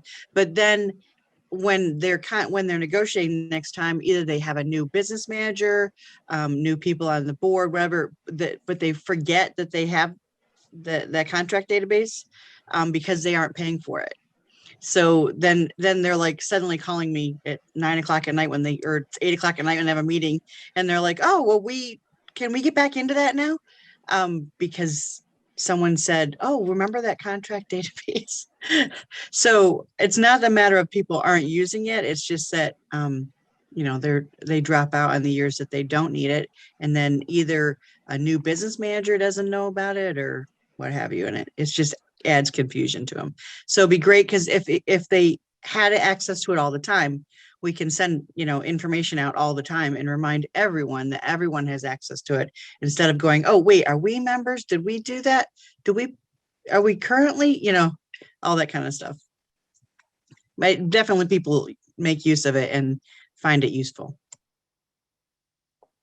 Thanks, Carrie. Dan, go ahead. Yeah, so I'm just curious about the VSBA money. It looks like they didn't use all of their funds in fiscal 21. Is there, and I see what it looks like the proposal is to just fund the whole 292 for this proposed budget. But I just wonder between now and then, Kim, if you would get any better information about what, maybe we could lower that figure a little bit. I'm just wondering about it. I can try to answer that, Kim, if you want. Thank you. So I've met with VSBA about that, Dan, and we've agreed to keep it where it was because many of the major costs of the statewide bargaining are coming up in the next fiscal year, having to do with arbitration and mediation and et cetera. So we are planning to not take the full amount this year, as you can see, but also thinking that we will need the full amount in the next fiscal year. But if we don't, we won't take it all next fiscal year. Where we have they do 4 payments, so we try to sort of even it up at the last payment if needed. Thank you. Yeah, for those of you not sort of directly or even peripherally involved with the statewide negotiations, it's a lot of work. And there are some costs associated with that process that, you know, we rely on the VSBA service agreement for, and were it not for that, we wouldn't be able to do, you know, nearly as good a job as the employer commissioners are doing for boards right now. In that effort, it is hugely beneficial to us, and we greatly appreciate the money that's available there. Gaston, go ahead. Yes, thank you. The only question I have is regarding the database that, you know, when you say all will have access, I'm wondering if you wouldn't mind defining all, because the way that it currently sits is that it's one person, in our case from the SU office, whereas individual board members on the negotiation team have to get the password from the SU and then get in. Each SU has one username and password, but everyone has access to it. They just have to give it, the SU office has to give it to you. Okay, great. Thank you. And we wouldn't be proposing to change that. It's just that the ebb and flow of who's in and who's out and whose personnel have changed and not, I think, lends itself to us bringing that into the dues. Great. Other questions? Any other questions on Finance Committee proposals or the proposed budget? We've included the balance sheet for folks to take a look at as well. And just as a reminder, and it's partially why I needed to ask Sue, the bylaws changes are those that are proposed to the full membership. And so they wouldn't be effective until the next round of budgeting anyway, but I think it's a worthy conversation and we'll have to flesh through that. I think with the Finance Committee and Sue and Carrie to think about looking historically what makes sense. Thank you. And then Kim, if you wouldn't mind, just for the benefit of everybody here, can you remind us again who is on the Finance Committee? Oh yes, I'm sorry. Mark, Lori, Jim Salzgiver, myself, Carrie, Sue. I think that's all of us this year around, but I'm very grateful. It took a couple of meetings. We normally are able to knock it out in one, but we have an additional consideration, and I don't know if you want me to tee it up and then pass it off to Jim or. Hold on that, because we do have one item in the agenda that is sort of inserted in between those two things. So we have something coming up for you a little bit later, board members. But if that is all on the Finance Committee report, I do want to, so once again, thank the Finance Committee members for your work on this. Greatly appreciate it. And then for all board members, you know, look this information over. If you have questions for the Finance Committee, certainly send them off to Kim, copy Sue, please. And we can get you those answers prior to our June meeting when we will be voting on the proposed budget. Yeah, thank you, everybody. Okay. Moving on then to the VSBA Board Policy Subcommittee. So all of you should have received a wonderful email from me. I'm looking for people that would be interested in serving on the Policy Subcommittee. So as it turns out, we may not have been sort of adhering to our own policies and procedures as well as we should have been.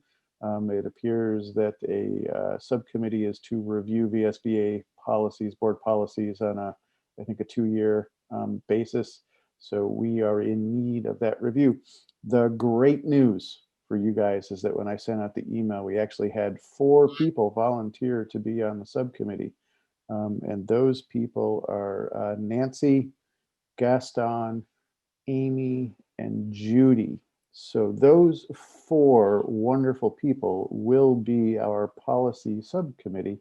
I will sit on there as well too. And what I will do is anticipate then in the very near term, probably a doodle poll coming out for those folks to see if we can get 1 or 2 meetings scheduled. and then begin that review. As I had said before, I don't think this is going to take too terribly long, but it is something that we do need to take care of. And I am so happy that we have those volunteers available to do that work. Any questions from the board or any of the policy subcommittee members? All right, I don't see any. So Dan's given a big clap. I think Dan's clapping because he didn't have to end up being on the policy subcommittee, but you know, if that's okay too. You can clap for that. All right. So now I'm going to tee things up in that segue that Kim had mentioned just briefly before. And I don't know, Kim, do you want to introduce it? Sure, if that's okay, Jim, I'll just take a second to point out some things we noticed, and thankfully Jim did a little legwork on and has some history with, and we got to discuss as a finance committee with, and Carrie did a bunch of legwork as well with Carrie and Sue. So we are recognizing that the value of our, in particular, restricted fund balance is intended to be there to serve us should we come into an emergency situation, and it covers 4 to 6 months of operating expenses. Now, that being said, that money sits there and is sitting in a bank account earning far less than 1%. And we recognize that having $270,000 that is hopefully not likely to be tapped and not participating in some opportunity for investment return has its own risk, and its value will be diminished just over the course of time if we are losing opportunity cost of potentially more prudent investment around that. So Jim had done both some live work and has had some history with it and other nonprofits he serves on. And Carrie had done some legwork too, sort of within the confines of our policy and then outside of the confines of our policy. And we've arrived at some suggestions. And I'd love for Jim, if it's okay, to take the lead on sharing this proposal with folks, opening up for any questions, and certainly anything the Finance Committee or Carrie or Sue want to jump in. If it's okay with you, Jim, we can do that as well. Sure. Yeah. Okay. As Kim said, I've done this a few times. I'm on a number of boards, and two other boards that I've been on, two not-for-profit boards, about a half a dozen years ago. But each of them was in a similar position with having set aside funds to ensure the organization's survival if anything happened. But the expectation was those funds weren't going to be tapped on a regular basis. And we wanted to come up with an approach that is a conservative approach, a safe approach, ensures liquidity for funds, but is actually going to, should be expected over time to provide a much better return on those funds than the typical approach. A lot of not-for-profits just say, okay, we'll put it in. That's where we are today, where we said, okay, we'll put it in CDs. And we were able to, Carrie was able to arm twist one of the banks to give us to offer us a CD rate through the end of the year of 0.15%. Basically, if you're sticking with just something like equivalent of CDs and not even money market accounts, then the expectation has to be that you're going to lose ground to inflation over time. And by coming up with, as I said, with other not-for-profits, we tried to come up with something that would be really considered a safe and prudent approach to investments. And this is what I came up with. I also brought, actually, one of those not-for-profits is one that David Chandler was on the board of for a long time as well. And in that organization, my background is finance and investments, and it kind of fit. but I didn't want people to just take my word for it, so I brought on to our investment committee for that organization a sort of a nationally known finance guy who happened to be local as well, and he signed on to the same approach, and gave the board confidence that it really is a safe and prudent approach to investing funds. So it's basically, the finance committee also would take on a role of investment committee to oversee this. It's coming up with a diversified group of mutual funds that are extremely liquid, and the returns, over any longer period of time, the returns are going to be dramatically, historically always have been dramatically better than, essentially putting it in CDs. Now, one thing you're taking on when you do something like this is you recognize there could be some greater volatility in those balances, but over the long run, what the expectation here is that these reserve funds would actually grow with it. Right now, we had 200,000 in the reserve fund. We decided to bump it up to 70 when we had additional funds to 270. And in the future, if we continue to invest just the way we have, then we're going to have to come up with additional funds to keep adding to that to the extent that we grow it as an organization. With this, hopefully, these reserve funds will have an opportunity to grow on their own. So, taking some of the pressure off of our budget. So it's, the idea here, diversified portfolio of mutual funds. Give it a look. I've put some examples down, as I said, 2 different organizations. They've had it in place for quite some time, and it's worked out very well. Of course, markets have been relatively good as well, but over a long period of time, the expectation is that this would actually produce some income for the organization instead of losing money to versus inflation.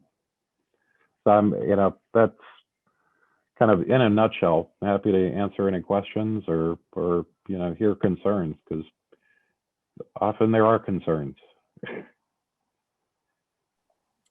Go ahead, Dan.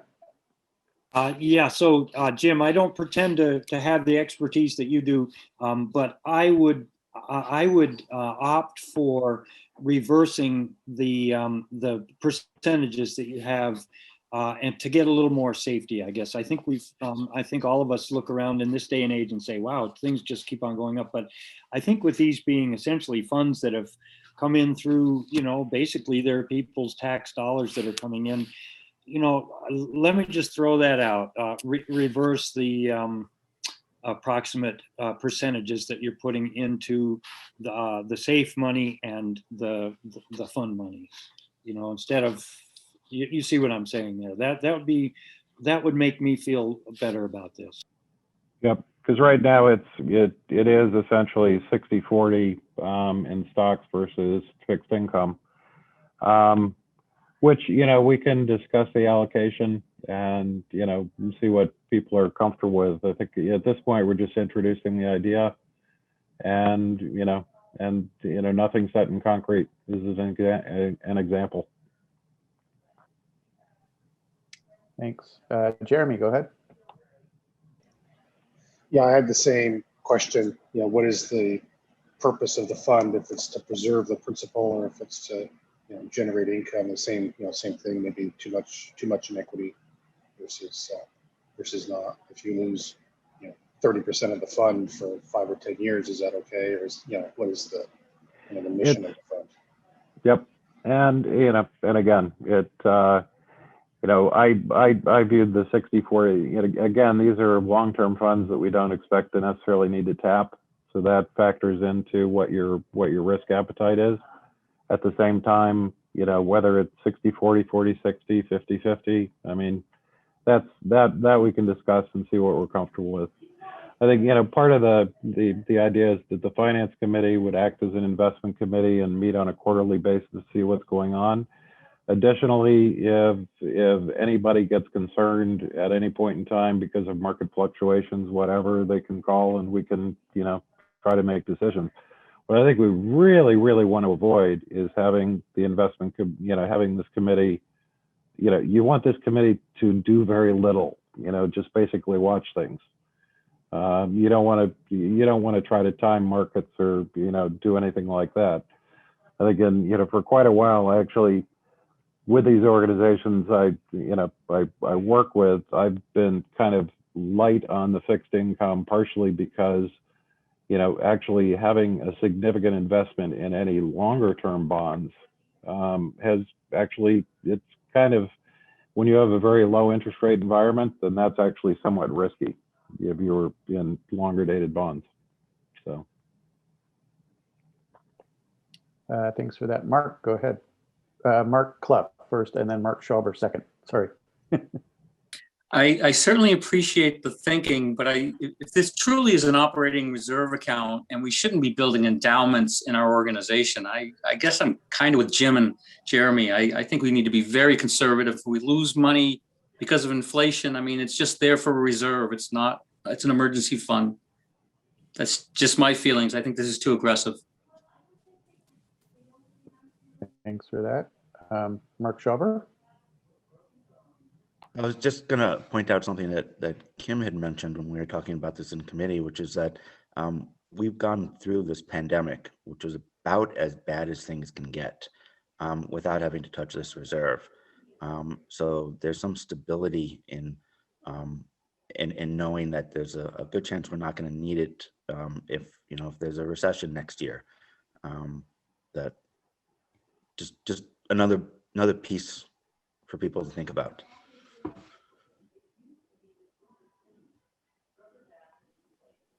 Any other questions on this? Anybody like it? Sorry. I like the idea. Thumbs up on the idea. Thank you. Now, and that, on the idea of, another thing we can do is tilt it to a much more conservative allocation initially, and then discuss over time based upon, experience. If the finance committee meets on a quarterly basis, but on an annual basis, presents it to the board and says, okay, what do you guys think now? That's. And I think just to point out that the constraints right now in our policy, so this one is a policy change, which can be decided by the full board, is so constricted in what we can consider doing with it, that in our best scenario right now, we can lock it up in a 6-month CD and get 0.15%. So I think that doesn't feel conservative to me, because I believe it's not the appropriate use of those funds, even with the horizon and intention that be our restricted reserve for the purposes of meeting operational needs in an emergency. So I think we will need some policy change to do almost anything. And I think that's the big concept for us to be introducing and talking about. The mechanics and the asset allocation balance. I think I would love for us to, and I'm appreciating that Jim had experience with it, but I think we could task the finance committee with really looking, academically and at peers of similar size nonprofits, and Jim happens to be involved with a couple of them, but I think that there would probably be research out there, and perhaps even our investment folks whom we could talk to, that would be able to lend some experience and data to the decision making around the asset allocation balance. So I'm glad folks are asking questions, and I'm just hoping we can also at least feel comfortable that we want to make a change, because our policy is very limiting right now, and that doesn't feel responsible. When this was and came to be, we actually didn't have a reserve account at all. We did that probably more than a handful of years go. Nicole and myself, and I'm sure others, noticed there to be kind of an importance to doing that as a fiscally responsible small nonprofit. And so that was, I don't know how many years ago now, but probably 5 or 6. And so now we've got it. I think we need to consider what it is we can and should do with it. Thanks everybody for questions. Go ahead. Thanks, Kim. George, go ahead. To answer Jim, I like the idea quite a bit. I think to be conservative with other people's money is very important, but I think we would have a lot of members questioning what we're doing now as well. They would say, why aren't you doing better with this money? So I think we should at least consider a policy change and do a test run and just make sure that, you know, the results every year come before the full board, you know, for analysis and the check-in. I think that's the way to go. Thank you. Dave Sharp. Thank you. So I too think reserve fund is very smart for our organization to have, and I think prudent investing is part of that. Buying CDs, I don't think is prudent investing, frankly. It's part of what got our pension funds in the state in such deep trouble, is being too conservative in investing for the future. So I support the policy change. Who's going to be picking the stocks? We're not going to pick any individual stocks. It's just going to be indexes. So it's you know, right now what was proposed is some very short-term investments, you know, to intermediate or short-term bonds, intermediate term bonds, S&P 500 stocks, some international, and maybe some mid-cap stocks, but just indexes. So it's things like the S&P 500 index. It wouldn't hold any individual securities. Yeah. Well, So mutual funds and retain their liquidity, low fee operating. Yeah. They're index related. So no private equity investments or major financing moves. I think we would want to. I appreciated Jim putting some ranges in the different asset classes on there as suggested starting points for conversation, because I think that I certainly wouldn't want as treasurer, or probably any treasurer, the responsibility of choosing a particular stock, but rather the prudent balance informed by quarterly reviews as a team, and keeping, just as we do quarterly reports to the full board now on the balance sheet and the income and expense, that would be information that we could include. So we could make sure that the finance committee meets somewhere in between there when we've got the quarterly results. I wouldn't want us to lock ourselves into immediate triggers, because any losses are only realized when you sell, and any gains are only captured when you sell. So there may be occasions where we see that balance go outside of the 6-month range, and we want to capture those wins and move them back into the unrestricted. So, you know, I think that we don't want to be caught having to make knee-jerk reactions to chasing the market. So I think we all want to be really thoughtful about how we craft the language and what's required within it. thank you. So if I could follow up, so I think that's okay to work with indexes. There are some excellent, very low cost managers out there that is an option that we might look at going forward. But where the starting point is, I think I can support it. Yeah. For that, Dave. I wouldn't want David? individuals on the treasurers on the investment committee picking stocks either. Thank you. None of us want that. David Chandler, did I see your hand go up briefly at one point? Yes, I was going to weigh in also positive. I like I know that when the market is volatile, people really see that, and that really hits people hard. The fact that it for the most part has been growing enormously and surpassing the drops of 2007 and 8 and that sort of thing, and the recent drop with COVID is sometimes you still have that fear, and that's why I find myself really trusting in people with experience, and with the investment committee has taken a lot of care in putting this together, and I like what they've done, and I think we'd be wise to go with that plan, even with the risk level they've proposed. In reading the proposal, I noticed that a lot of it had been really well thought through. So I wanted to recognize that and give credit. And I vote with the others saying that, or I suggest that we should encourage them to go ahead and give it a shot. They put a lot of time and effort into it, and they put a lot of thought into it, and I think it's well done. Thank you, David. And Don, did I see your hand up at one point too? Yes, I just wanted to say I appreciate all the work they've done. I think it's a great concept. But I want to go back. I think it was Jeremy who maybe started it off.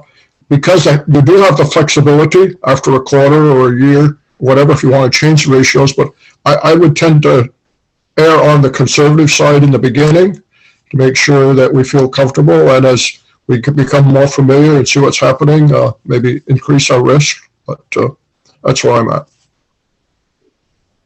Thank you, Don. Any other comments on the proposal this evening? I am inclined, so we have essentially two committees, I think, that can work possibly together on this one. And the first one is the Finance Committee. I'm wondering if you could take the feedback that we've sort of received this evening and begin to draft policy around this proposal that then we might be able to review on the Finance Committee, and then possibly then forward on to the Policy Subcommittee, since we've just got a brand new Policy Committee there spun up for that stuff. And I'm hoping that maybe between reviews of those two committees, we can maybe come back to the full board with a proposal on how to move forward on this. Does that sound reasonable, Kim and Jim? Good to me, yeah. And again, thank you to everybody, especially Carrie and Jim, for their legwork on this. And thanks to everybody for the questions to help inform the next phase of this. But I'm excited for us to try and put some language to it, taking into account all you guys have shared with us. So thank you. Awesome. So thanks very much for that work, and thank you, board, for the thoughtful discussion and the opinions that you shared for that. Next item we're going to move on to is an update from the Resolutions Committee. And I'll provide that tonight. So let's see, your Resolutions Committee for 2021 is made up of Flor Diaz-Smith, who's chairing the committee, Jeremy Metcalf, Judy Murray, Colleen McKinnon, Lori Childers, Gaston Bathalon, Dan MacArthur, Don Collins, Jim Salzgiver, Adrian Raymond, and Nancy Russell. The committee will be reviewing and making recommendations on the proposed resolutions at our meeting, which has been confirmed tonight. It's Monday, June 21st in the evening. And following that meeting, there will likely be some follow-up with the boards who proposed resolutions, and then the committee will finalize a report in preparation of the August board meeting. As a staff, we will continue to send out reminders, inviting individual boards to submit proposed resolutions through the deadline, which is June 15th, just a month from this Friday. Awesome. Any questions related to the Resolutions Committee work? No, I just want to highlight for folks, I mean, this is one of the most important things that this body does is, number one, gather the resolutions that come from all of our member organizations, but then assemble all of this stuff, review it, and then make sure that it gets in front of full membership for decision at our, well, traditionally at our annual fall meeting. So, you know, this is a very important aspect of the work that the VSBA does and what drives a lot of our advocacy on items. Kim, I see you got a hand up. I'm just wondering, thinking about the earlier conversation and even, I'm just wondering if the VSBA may be interested in considering a resolution around just use of public funds to, and the challenge of discriminatory practice, or make, I don't know if we think it needs law, should we speak to it in resolution? And I'm just wondering if we would have insight into the themes that sometimes come out of the resolution committee, in terms of, I'm not a district that has choice, but there's strong initiative out there for making choice out of no choice districts, where you educate all pre-K-12 and still getting choice. So I wonder about that idea. Yep, no, excellent point. So I do know in years past that we have on occasion had VSBA resolutions. So I think it either came via this body, via the administration, or from the actual resolutions committee itself that came up with those. Am I correct in that description, Sue? So the resolutions committee itself has the power to, the authority to come up with resolutions, yes.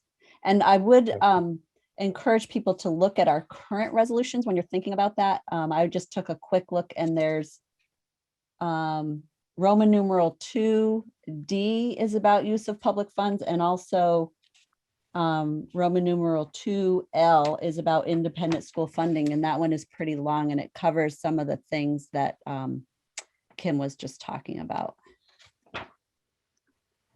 So we may have something in our resolutions already as well. Yep. Good point. Any other questions, comments for the resolutions committee? No. Thank you, team, for that work. Very important. So we greatly appreciate your efforts there. Moving on in the agenda to the VSBA Strategic Plan Monitoring Report. And I guess, Sue, are there some items on there that we want to highlight for folks?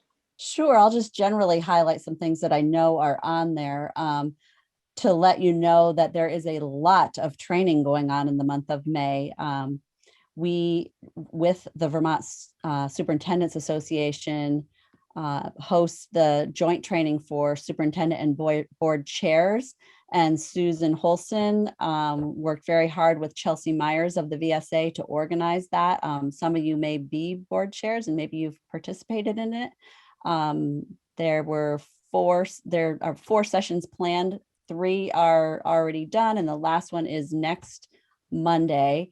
And I'll be doing some of the teaching at that one along with Jeff Francis, because we're going to be covering the legislative session.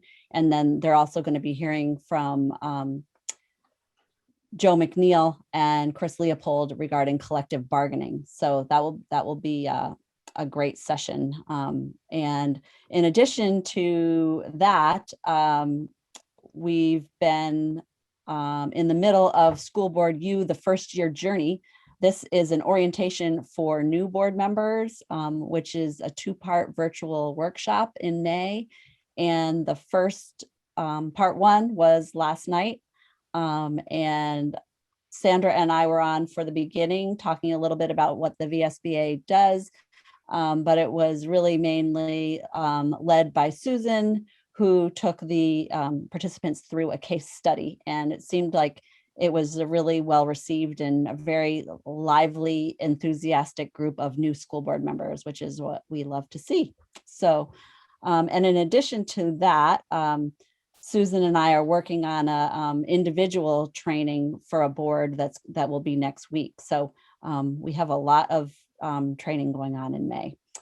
And I'm sure you are seeing the fruits of Sandra's labor, that being the blog. That's a huge effort every week to have it be as up to date as possible, because as we all know, everything changes very quickly during the legislative session, and it's hard to find a point where you can stop and report on it and have it remain current for any amount of time. So that is a huge amount of work. in addition to serving on the after-school task force and the working on the equity work with the Equity Advisory Group. And then backing us all up is Carrie, because when we do all these trainings, we send out, multiple emails, and we need her expertise with the technology, and she's also been working on the budget. So sort of giving you a snapshot of what's been going on in May. It's all in the strategic plan monitoring tool. I'd encourage you to take a closer look at it, but that is a snapshot of what's going on. So thank you. Thank you very much, Sue. Kim, you got your hand up?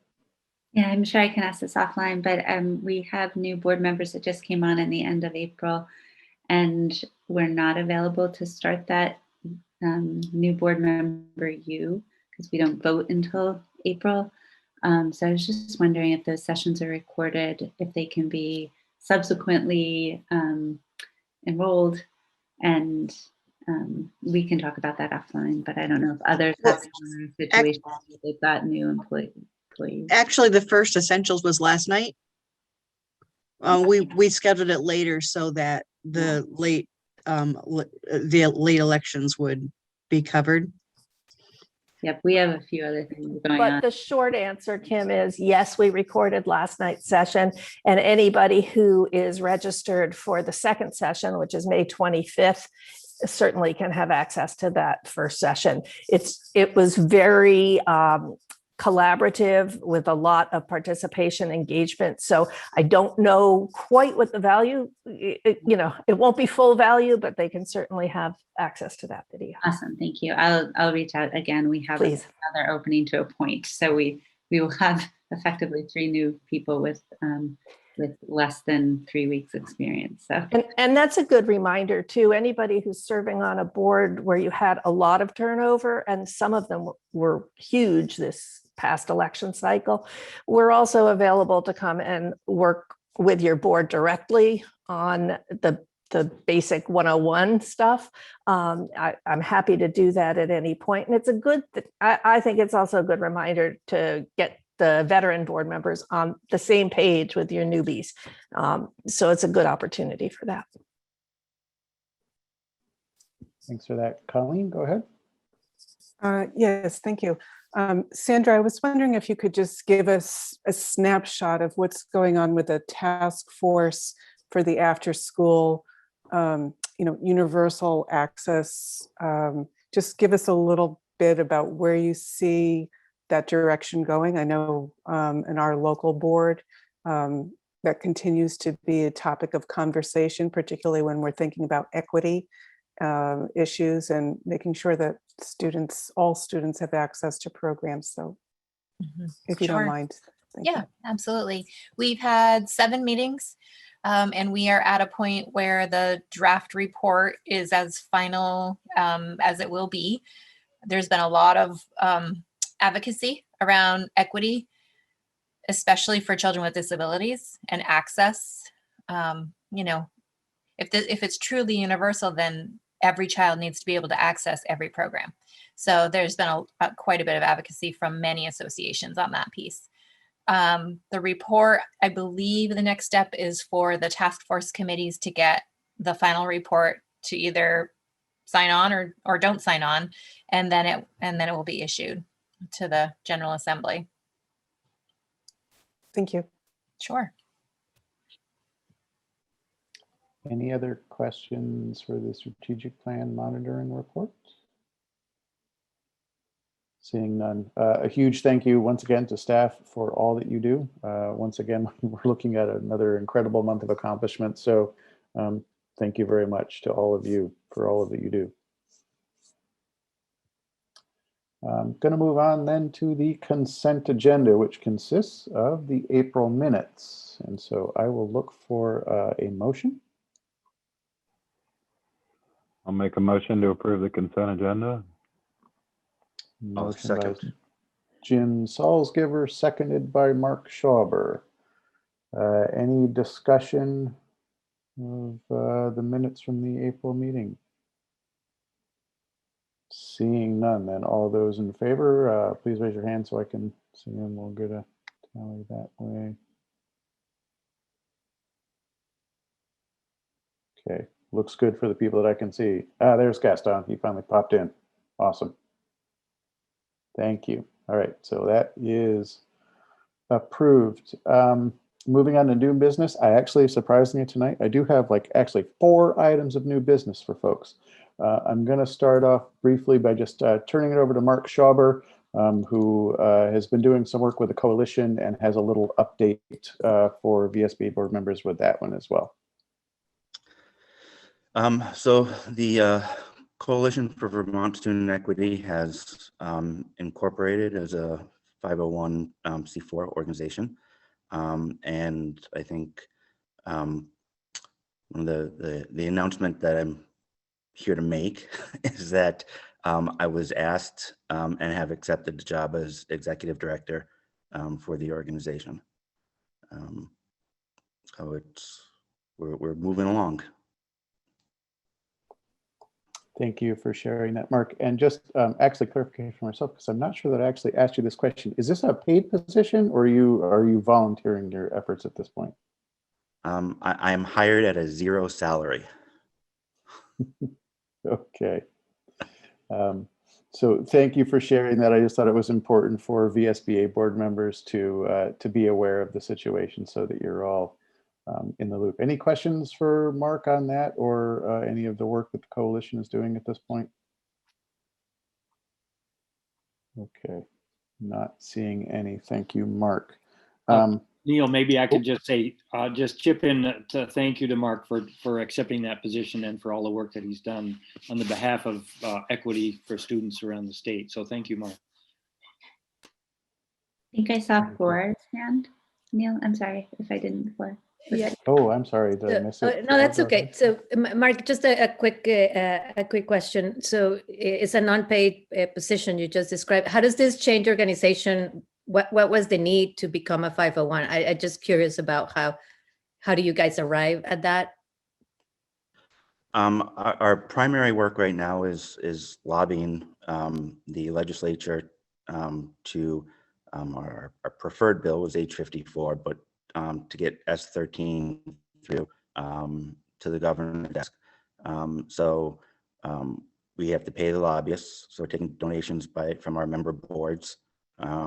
We've got, I think we've got 20 boards at this point. And we're 501c4 because we are doing lobbying. Therefore, we couldn't be a C3 organization. So our donations are not tax deductible, unfortunately. So with that, can I ask a follow-up question? So are you guys going back to the boards that join? Does this change the mission? I'm just trying to clarify, as you know, as the chair of one of the boards, does this change the mission at all of what you're doing? Or are you sending this back to the board so that they can decide? I don't know. I guess I'm not sure what your question is. I'm just curious if this changes at all the mission of what you're doing. Oh, right, because when we joined, it was very specific to the weight study, right?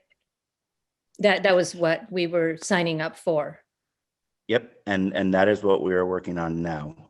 Whether the organization chooses to continue once we get the weights implemented, that will be something that the board will take up. But our work right now is focused purely on the getting the weights implemented, and we anticipate that taking quite a bit longer still. Thank you. No problem. And anybody has any questions or concerns or wants information, reach out to me at any time. Thanks for that. And just for disclosure anyway, I think it's I've been involved in with the coalition attending meetings. Dan MacArthur has as well. Gaston's been joining. So am I missing anybody here? No, I don't think so. I think that's so we have multiple board members who are involved. I think the we're not the high exalted executive director, but but we are involved with the organization as well.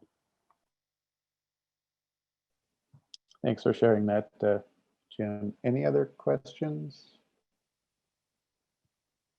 No. Okay, so the next item for new business, actually, I want to see, Adrian, would you be willing to share just very briefly, 30 seconds, how things are going with statewide bargaining? We actually just had a meeting, which was one of the reasons why I missed the first part of this meeting, and then I had something else. We have a timeline now. We're working with Kevin Flanagan as a facilitator. So we have a timeline for exchanging proposals. We have a timeline for 3 days of intensive negotiations, and then we'll see where we go from there. I think that's the nitty gritty. Thanks very much. Any board members have any questions about statewide healthcare negotiations? All right, seeing none, stay tuned. There are more to come on that one as the months go by.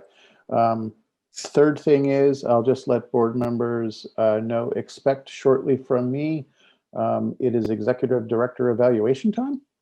So typically what I will do is solicit feedback from all VSBA board members on our executive director's performance over the past year. I'm going to try to get that set up in the form of a survey. I might try to, in years past, it's been a Word document. Sometimes we filled it out in paper and you've turned it back into me in person. Last year, I had an option where I sent you the document electronically and you were able to email it back to me, or I also had an anonymous Dropbox that could use. This year, I might try to set it up in the form of a like a Google Doc, but survey format for you to complete. So I got to get that figured out over the next few days, but expect that shortly from me. For the newer board members, and maybe as a review for older board members as well too, traditionally what I would do is gather all of the survey information.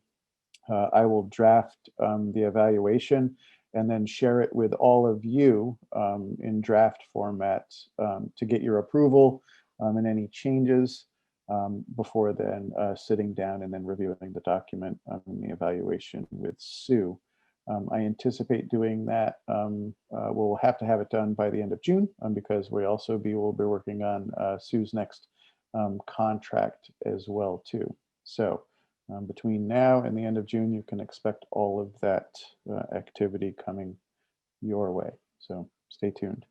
And then the final thing, I had a conversation recently with Sue. I am hoping that everyone sort of that was eligible and wanted a vaccine has had the opportunity to get one. I will admit that I am fully vaccinated at this point in time, so I hope that some of you are also experiencing that that joy. But the question, and I want to say because we have been meeting remotely for over a year at this point in time, I am curious to find out whether or not there's an appetite for this body to get together for an in-person meeting in June.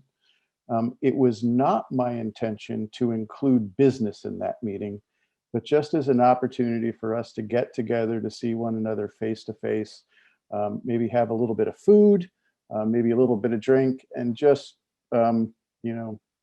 celebrate maybe being near the damn end of this thing. But I was looking for a show of hands as to people that might be interested in doing that. I would not judge you at all if this is not something that you're comfortable in doing. But I thought it might be a good way to end the school year, maybe. So I'm seeing some hands up. It looks like there's some interest in maybe doing this. The dates will be an issue, but I'm gonna sit down with Sue and see if we can figure out maybe a couple of dates that we might be able to do this. And certainly I was thinking, VSBA office up in Montpelier to do this, but certainly have to check and see if the office is even going to be open and available for us to use. Can I ask, Neil? Yep. I haven't been keeping up with the governor's conferences, but are they still headed towards the July 4th full opening of the state? Would it be better to wait till after the 4th? to plan something? Be Some more- people might be more familiar with me, but I think what I read was that he was actually talking about the possibility of accelerating the guidance because it looked like the uptake in vaccination rates were exceeding his expectations. But that was just what I heard anecdotally. I don't know if anybody else was paying more attention to that. I heard the same thing, but no dates. Okay. Yep. Mark, go ahead. So this is just me personally. I'm going to be having some surgery and will be off my feet for 6 weeks, starting May 24th. So if you happen to want to wait till July, I'd be able to attend. Sure. No, we will certainly take that into consideration. One of the, yeah, why don't we do that? I can work with the staff and see what kind of dates that we can come up with and see what way, be able to accommodate the most folks. Kevin, go ahead. Yeah, Neil, there's been some talk in our RSU of when, what the VSBA stance would be going to in-person school board meetings. I know the secretary has voiced that he'd like to see us stay remote till the end of the year, which we anticipated on doing in our RSU. But I wondered what your, if we'll just follow guidance from the secretary, or will we make a motion on that at some point? Sue, do you want to chime in on that? I'm going to imagine that a lot of this probably has to do with at what point the governor might relax the state of emergency. But Sue, do you want to? Yeah, it does have to do with that. And also, I know that the Secretary of Education has it on his list to do updated guidance about when boards can start meeting in person. And when Kevin mentioned the end of the year, I think you meant the end of this school year, Kevin, right? So that is coming up pretty soon. And I think probably we'll see some guidance from the AOE sometime in June or at the latest early July, opening it back up again. It really has to do with how much they're going to open up school buildings, because that's usually where boards are meeting. Okay, thank you. Or Just going back at us getting together, I know we had talked a little bit, but what about doing it outside? If we're going, like, that would be our kind of not a retreat, since we're not doing business. I think it would be nice to do it somewhere else besides that. Maybe we're not confined of if our offices are open or not. Just a thought. No, great idea. Great idea. And so that ends all of the new business that I had. Anything else that board members wanted to cover tonight? All right. I am not seeing anything. Maybe the last thing that I will mention. So in theory, right, this would be our last meeting prior to the end of the legislative session. I don't, as things stand right now, we're not seeing the likelihood that we may need to get the body back together before the legislative session ends. But as we all know, things can develop rather quickly. And stuff can go sideways pretty quickly. I guess what I'm saying is don't be surprised if I suddenly reach out to this board at one point in time, say we need to get together quickly because there's an item that I really need your input, that the VSBA really needs your input on as a collective body before, so that we can register those concerns with the legislature. But we're hopeful right now that that will not be the case. All right, with that, if there isn't anything else, I think that we would just be looking for a motion to adjourn. So moved. All right, floor with the motion. I see Kim Gleason with a hand up for the second. And all those in favor, I think you can just go grab some dinner. But thanks for coming tonight, guys. Appreciate it. Thank you. Right. Good night. See you all later. Thanks. Thanks, everyone. Thanks, everybody. Have a good night. Bye.